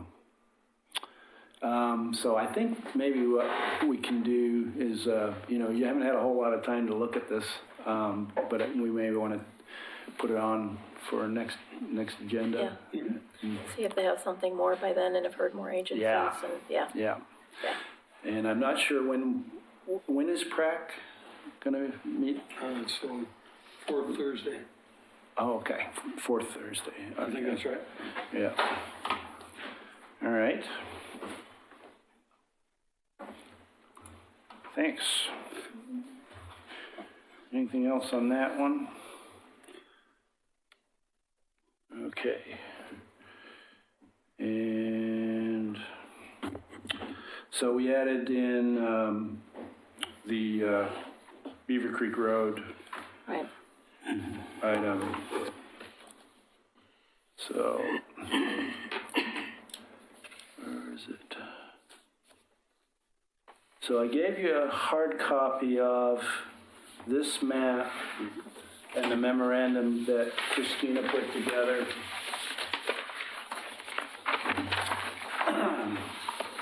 So it's a long memo, and it talks about a lot of zoning code amendments that are not related to natural resources. But on page 4, they're talking about the Goal 5 inventory that was done for the Beaver Creek Road concept plan. And what this map indicates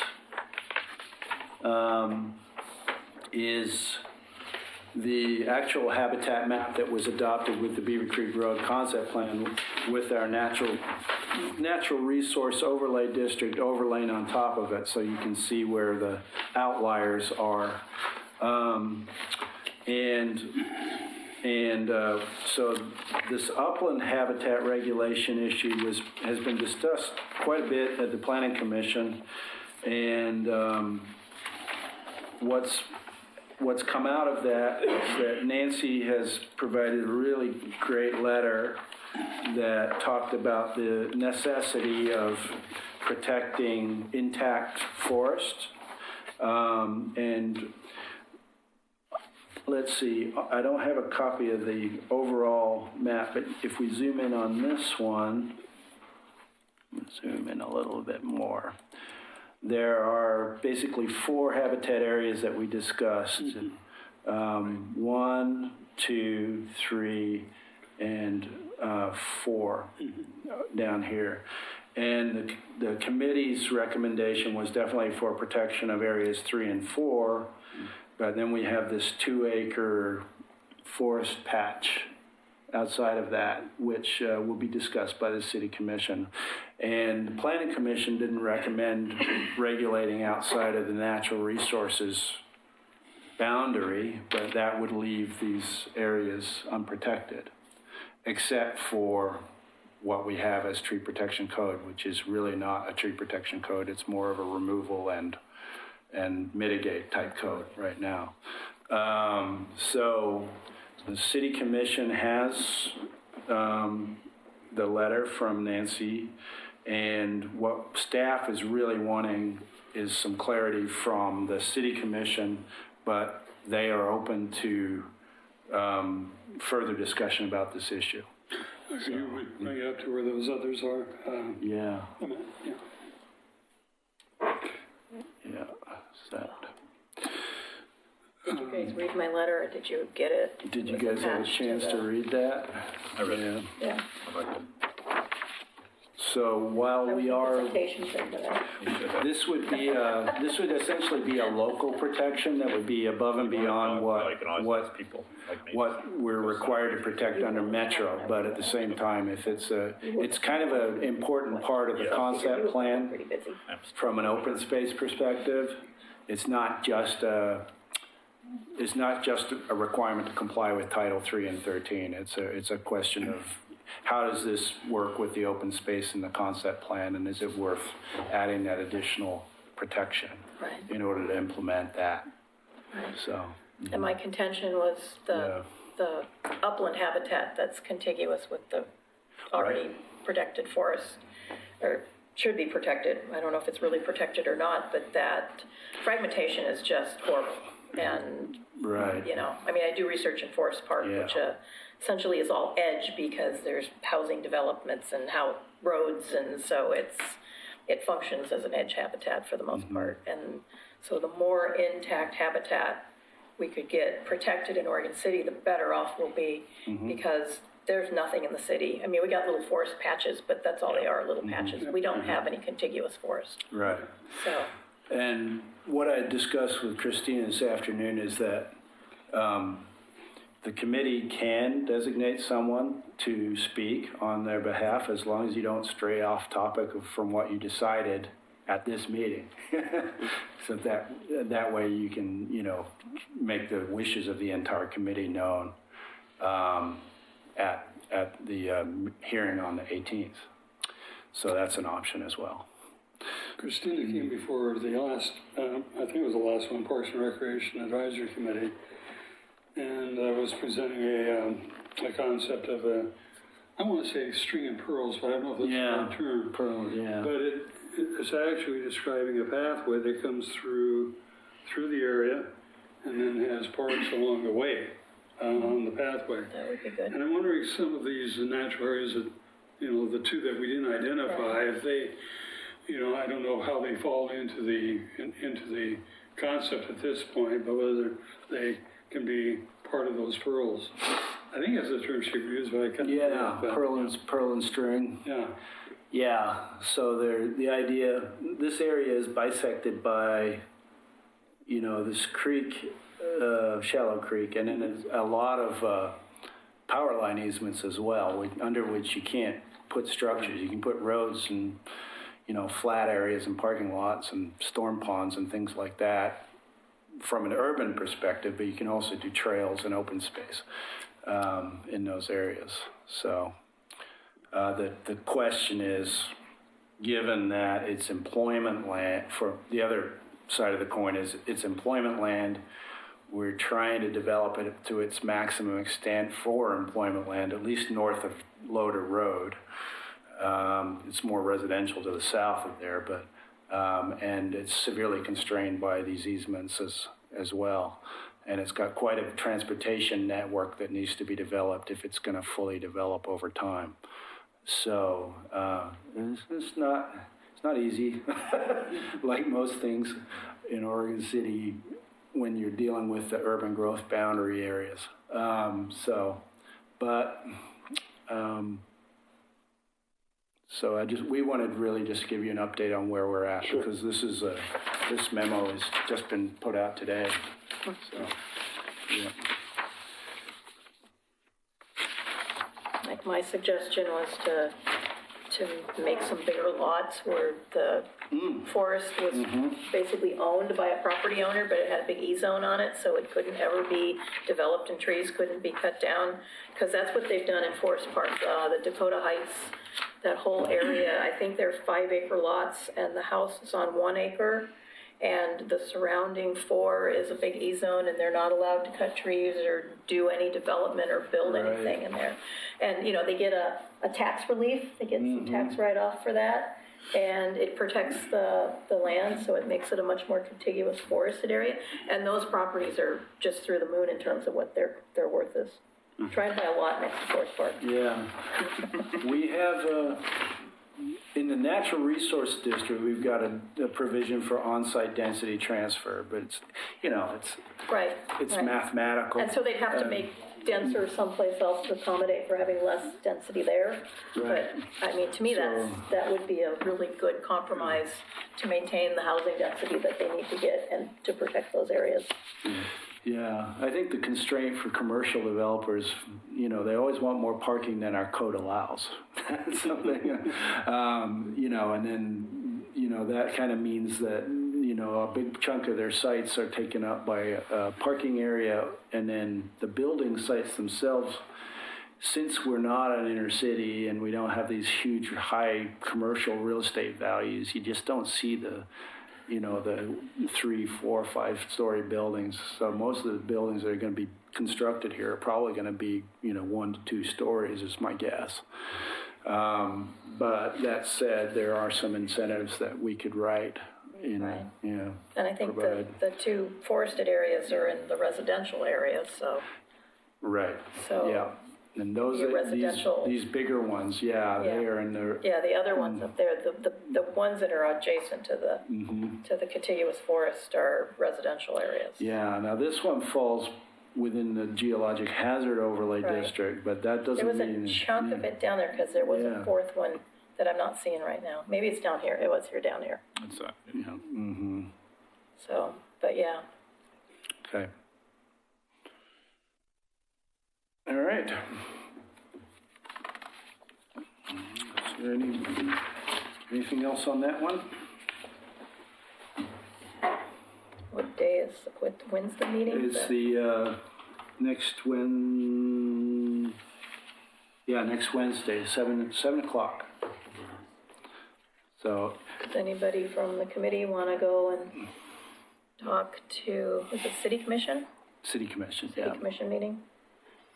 Yeah. I have a really long lap that day. If you can't make it, I'm not I gonna be will able to make make it, sure so. that, I relay your comments, so, Yeah, I've got a really long lab, and sure. considering that Which potentially day our is last it? week at school.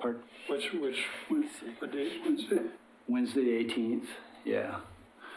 I'll be there for another reason, so, Okay. Would you be willing to, yeah. can you talk for more than one reason?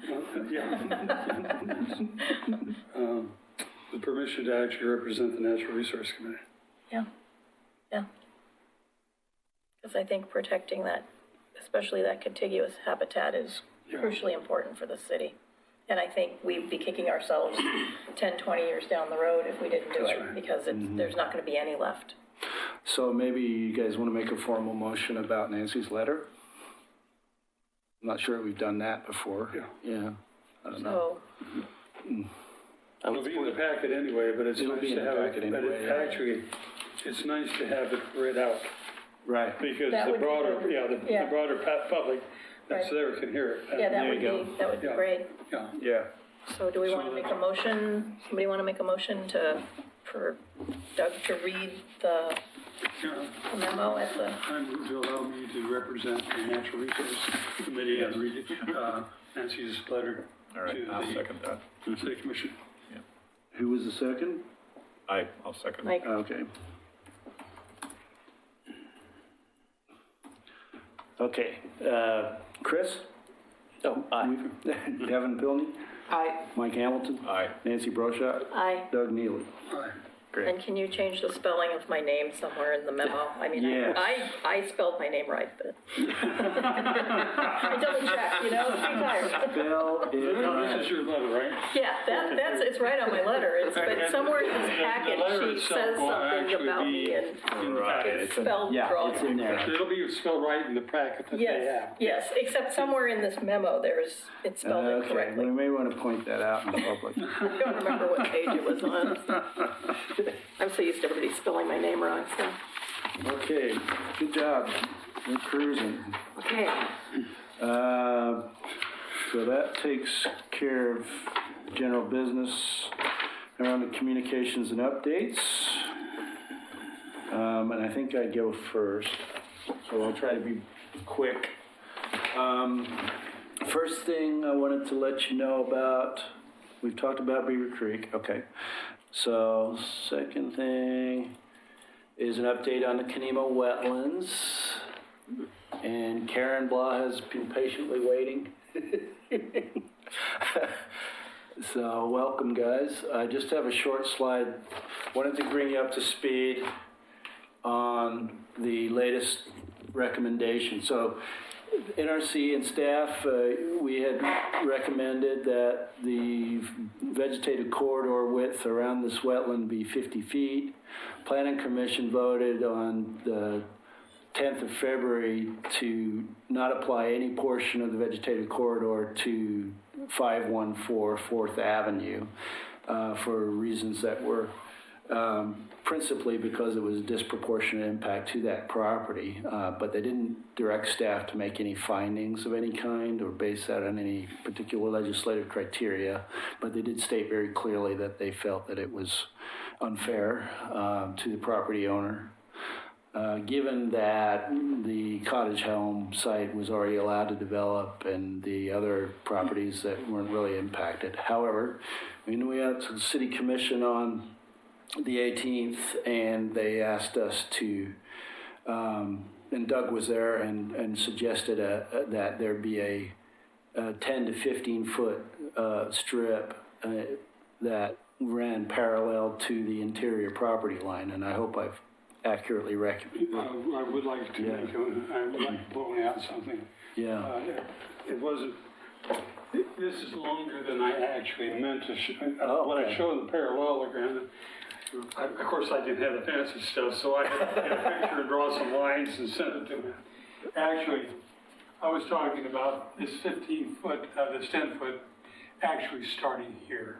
Okay. At the wetlands. Oh, 10 foot from the not edge. extending so far Not into extending where so the far.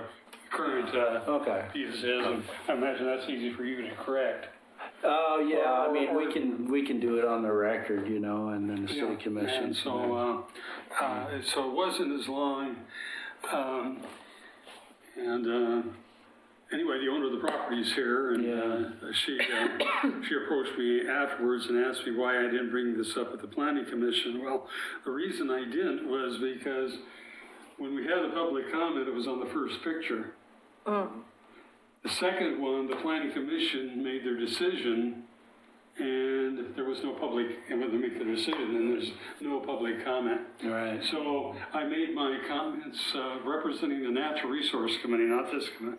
No, the Greater Oregon City Watershed Committee, not this committee. But my concern is that in the second picture, there was no connection between the overlay at the far left side of the actual designated wetland there, down to the vegetative corridor that is given in grade, which is on unplatted street there. So I felt at least there should be some connectivity between the two overlays, and that was the basis of my recommendation. The city commission actually introduced, instead of the first reading, a tentative, I guess, reading. Yeah. Which it was a 3-2 vote to accept my recommendation. But that isn't necessarily what the city commission is going to do. Yeah. So we've recommended first reading based on this proposal, and we prepared revised findings, made some additional findings in the staff report that the city commission can adopt, and that basically refer to this striking a balance between protection of the resource and giving the property owner a reasonable portion of the property to develop in the future. And there'll be more than one. There'll be two hearings. First hearing coming up on the 18th, and then April 1st, I believe. So we'll see. The first one's where we can make public comment. That's the first reading. Yeah. Second reading, second reading's usually public comment is closed. Closed. Yeah, that's right. So the 18th would be the one where I can make a comment. Okay. And so you're going to be there anyway. I'm going to be there. I'm going to be there with a describing this, but I'll also have a more general letter, not applying to this property, but in general, in terms of how these things are happening. And I want to talk about that, but I'm sure the property owner wants to make some comments. And then I want to talk about the general process in which this has happened afterwards. Do you want to talk? Oh, now? If you want to, sure. Would you like to? That's up to you. I mean, I mean, if you have problems from what I've recommended, this is a good time to talk about it. Oh, you want me to come forward? Yeah, sure. Please come forward.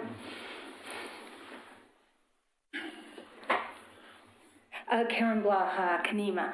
I certainly appreciate Mr. Neely's attempt to mitigate the situation, which has been extremely disturbing, stressful, terrifying. I have more comments or more adjectives, but I'll forego those. So I'd like to take a look at this and think about it for a bit. It certainly is a big improvement. A big improvement. So I'd like to talk about it with my family and think about it, and then I think we'll be able to make comments at the city commission, will we? Yeah, absolutely. So I mean, we're going to want to probably, pace it out in our yard, because the other one, I mean, it took up half of our property. Yeah. And almost all of our backyard. And when we talk about building, all I had thought about doing was adding on to the house, not, dividing the lots, building, I never envisioned that. So it was more just adding on to the house to have more of a proper living arrangement for an 83-year-old woman, going into 84.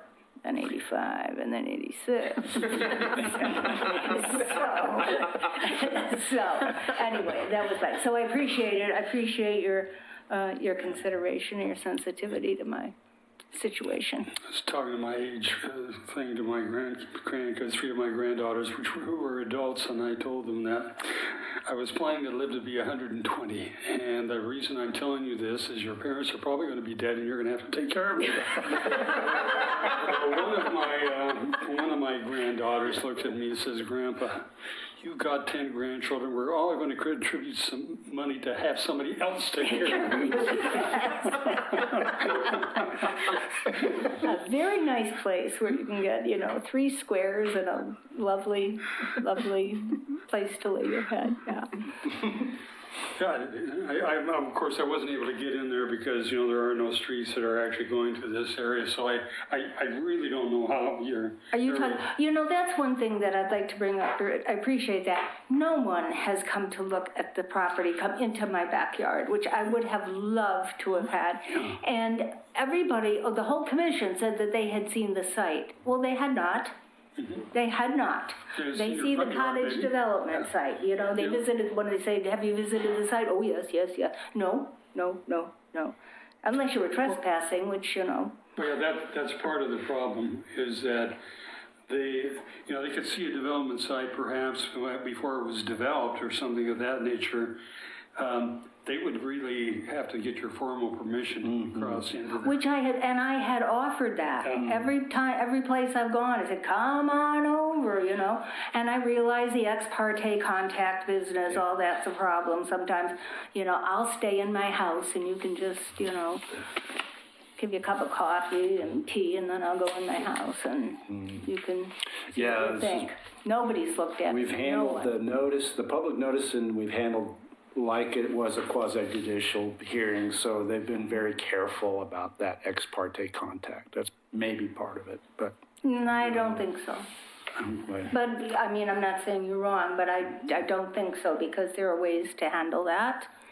Well, I mean, we have to be very careful of bias. Yeah, so... I understand that. Yeah. But it's a legislative proposal, so it's okay. Anybody can say what they want. Yeah. No, I understand all that. Yeah. So, again, thanks so much. No, I appreciate it. it. And especially you, Mr. Neely. Really appreciate it. We'll see ya. Yeah. So then she asked me a question afterwards. And I gave my opinion, but I'm not sad. She said she has some raised beds in the area where this is occurring. Mm-hmm. I said, I think if the raised beds currently there, they can stay there. Yeah. That's not an issue. It might be an issue if you want to build something into it now, but if it's something that's already there, I don't think it's an issue. But I really wanted to confirm your question, Pete.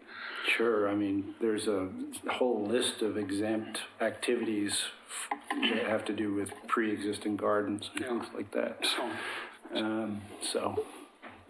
But what they're really talking about is new impervious surfaces, and that's what gets regulated. And that could include a structure or just paving an area, so, yeah. So like if you had a tool shed, is that, Even a tool shed, posts, yeah. that's not? Yeah, it's considered, that's is considered it? an impact, yeah. But that's- if it's already there? Not if it's already there. Yeah. And then it's only if it touches the, And then it's Buffer only if line, it right? touches that vegetated corridor. yeah, that's why we have to know And specifically it where can that be is. within so that we can- corridor, but then you get triggered for doing an application, and you have to hire a specialist and do a mitigation plan, blah, blah, blah, which is, that's been your concern. Yeah, that it has been the concern, yeah. So, okay, thanks so much. Thank you. We got an opening on the Natural Resource Committee if you're interested. Yeah. Get time. A non-specialist, point of view, perhaps? I think if you live in Kenema, you're a specialist. Just about everything.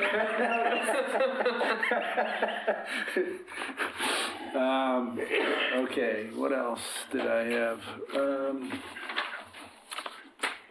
right, let's see. Oregon City Enhancement Day, we mentioned.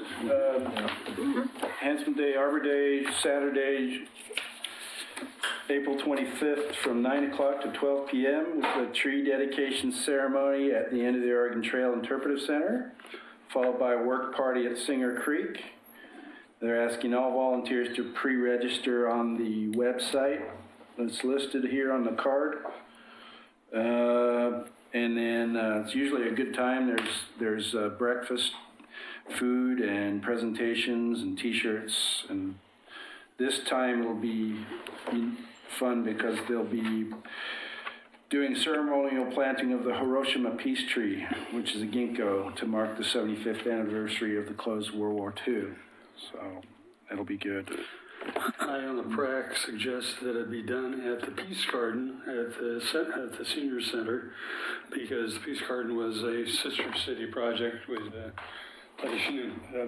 Japan. They said there wasn't enough room there, and I looked and I thought there was, but in any case, I think since we had that specific Peace Garden with a sister city in Japan, I thought that would have been a better spot. But it would be better viewed down at the Trail Interpretive Center. And they don't know what sex the ginkgo is, so 25 years from now we could Be like I am, still pleasantly picking up surprised. puke balls. This has been a bumper crop this year. And even with the windstorms, I still have a couple of dozen up there. Then in your packet, I put the notice of decision for Forest Edge Apartments stabilization. So you have their presentation on that. It was issued on February 21st, and there have not been any appeals. So that decision is final. I'll be moving ahead. This is listed on a standard with all our notice of decisions. We have all the conditions of approval listed, and you can look through those. The ones that say, the conditions of approval that have a P in parentheses, that means that the planning division follows up on those conditions of approval. If there's a DS in parentheses, that means the engineering department, development services, follows up on those conditions of approval. And these would be tied to issuance of a building permit in most cases. And in some cases, they're tied to issuance of final certificate of occupancy. But in this case, they've had conditions added by the city commission at the December 19th, 2020 meeting, which are conditions. Oh, You right? yeah. How did which are conditions 34 through 40. And then finally, I wanted to give you an update on where we're at with the comprehensive plan. We just made the decision today to go with the proposal by 3J. We had two proposals. We had a proposal from Angelo Planning Group and some sub-consultants, and 3J and their sub-consultants. But we decided to go with 3J, they're both excellent firms, both excellent teams, and both could have done an excellent job. But the reason that we decided to go with 3J was because they have good history with us and have helped guide us through a lot of public involvement processes in the past, and are very familiar with our codes. But on top of that, they've really done some excellent non-traditional public engagement approaches, which is really what we're looking for. The first phase of this is we only have a budget of $50,000, and then the next phase of it we'll be getting ODOT grant for, but this first phase is really emphasizing putting a vision together and doing public engagement for the first year. So we're asking the consultant to provide a toolkit for the city staff and committees to use that we can use. So that'll be the challenge, is putting together a big enough and diverse enough committee that really can do the work, and we can give them this toolkit and they can go and replicate and get feedback for this visioning process. So, and the examples of that type of work that 3J gave us were excellent. So that's Steve Faust. He's been on the South End Concept Plan and various other things. So that's all I have for updates. Thanks. Anybody else have any updates? I'm going to this is where I'll make my comments. Both this item and also the Forest Edge are my concerns. We received the overlay picture ourselves on that first picture that was put. And so we saw that, and I don't think we had any comments on it at that time. And then the Planning Commission went ahead and removed that whole segment there. To me, when something like that happened, we've seen it, and I guess by not saying anything, we gave our approval, and then by not seeing the revision, we had no input. Right. That disturbs me, and it comes also to the Forest Edge piece. Forest Edge piece is an attempt, and I hope it works, to stabilize that area and deal with excess water at the site. But it is in the INROD, and to my opinion is that it should have come to us. Now, you may have all seen this thing, because I get these emails and I kind of check them. I went to speak at this one, and I gave some input. Some of my input was in one way or another incorporated into what they suggested, and also in the condition of approvals that came forward from one of the city commissioners there. But us just getting emails about what's coming to the Planning Commission, City Commission, isn't sufficient. If it's something that's in the INROD, we should see it. And I think both the change that the Planning Commission suggested there, they could have delayed the City Commission one time out and have an opportunity for us to see it. And in the Forest Edge Department's piece, we should have actually seen what they were doing, and so I think what's done is it's fine, because I think there's going to be less chance of a landslide and so forth. But we need to really be in the loop of these development things to go forward, and sometimes we're just out of it. Yeah. I just want to ask a question. So are you not getting the agendas, or is you? I'm actually getting something to say that particular item is on. That item is on there. But yeah. But if we don't catch it, then it disappears. I'm saying it should formally come to us. Yeah. Right. I see. So I mean, I caught this because I saw the item that was sent out an email. Right. I see. Yeah. Okay. No, that's totally fair. And if I go there, and of course I did not represent the City Commission when I gave the Natural Resource Commission, when I spoke, I was speaking as an individual in terms of Forest Edge, and then representing the Oregon City Watershed Council on this particular item here. But if I go there as an individual, I'm not representing you, and so you had no input necessarily. Right. Well, it's like the memo I wrote Yeah, about exactly. the Beaver Creek. It was like I had to do it because Right. we weren't meeting. So. Yeah.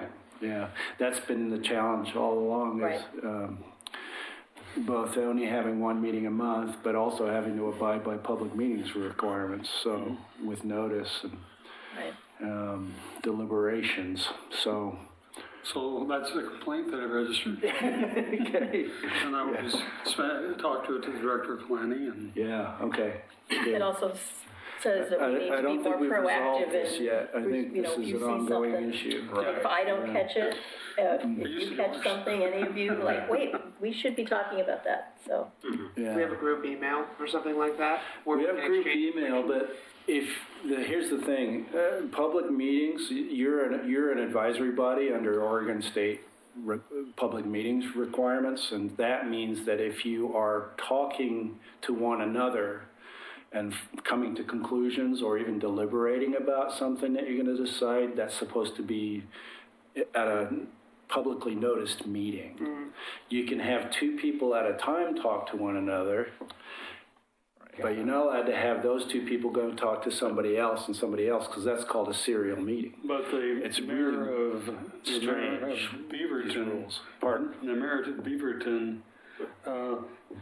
he had a situation that went before the courts, and the decision was named after him. I can talk to you, and I can talk to you, and then I said, no, you can't do that. I can talk to you. Right.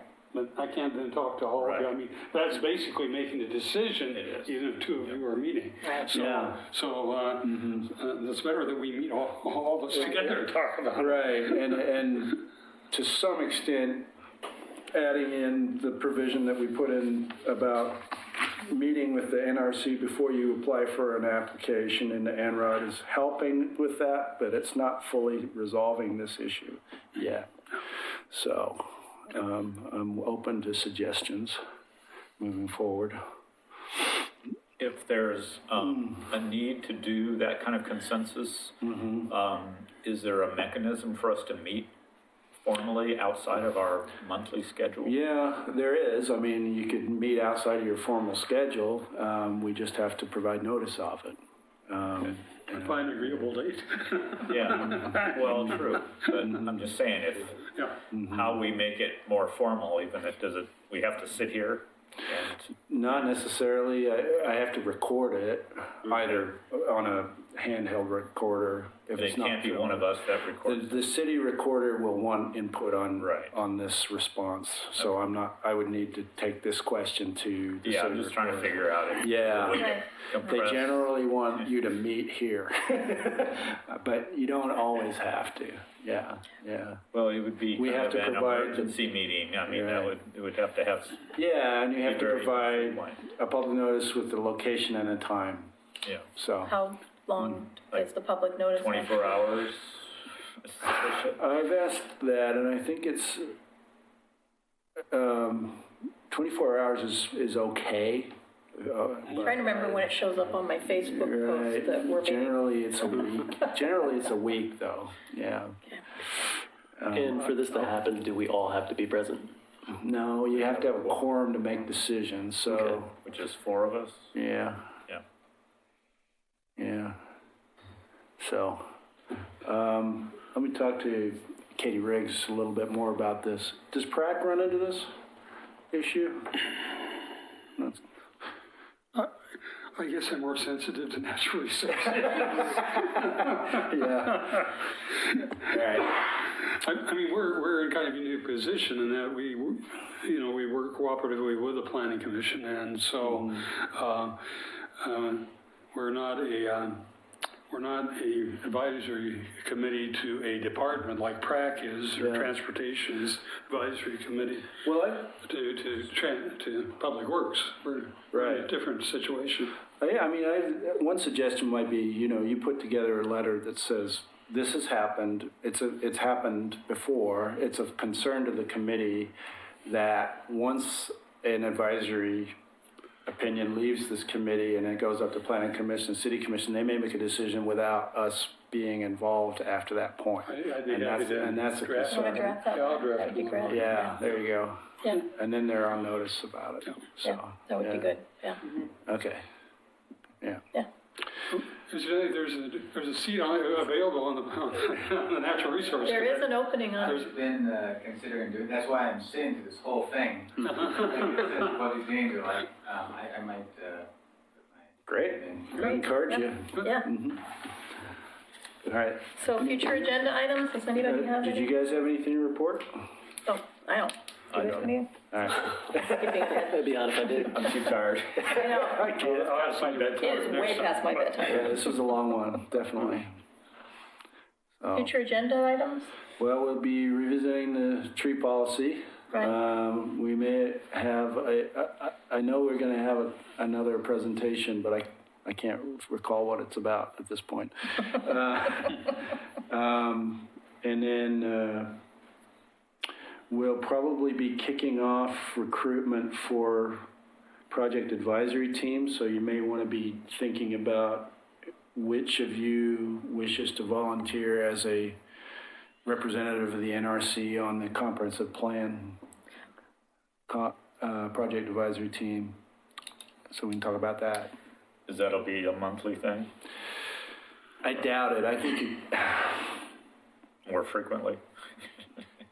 yeah, it could be monthly. Yeah. But Yeah. that's a long time commitment. I mean, Yeah, because it's 2-year process. Yeah. Yeah. Mhm. Yeah. Mhm. And this is 3 years, so, right. Yeah. Yeah, we can fit it in. Thanks, Doug. You're retired, aren't you? You thought he was. I wasn't Not anymore.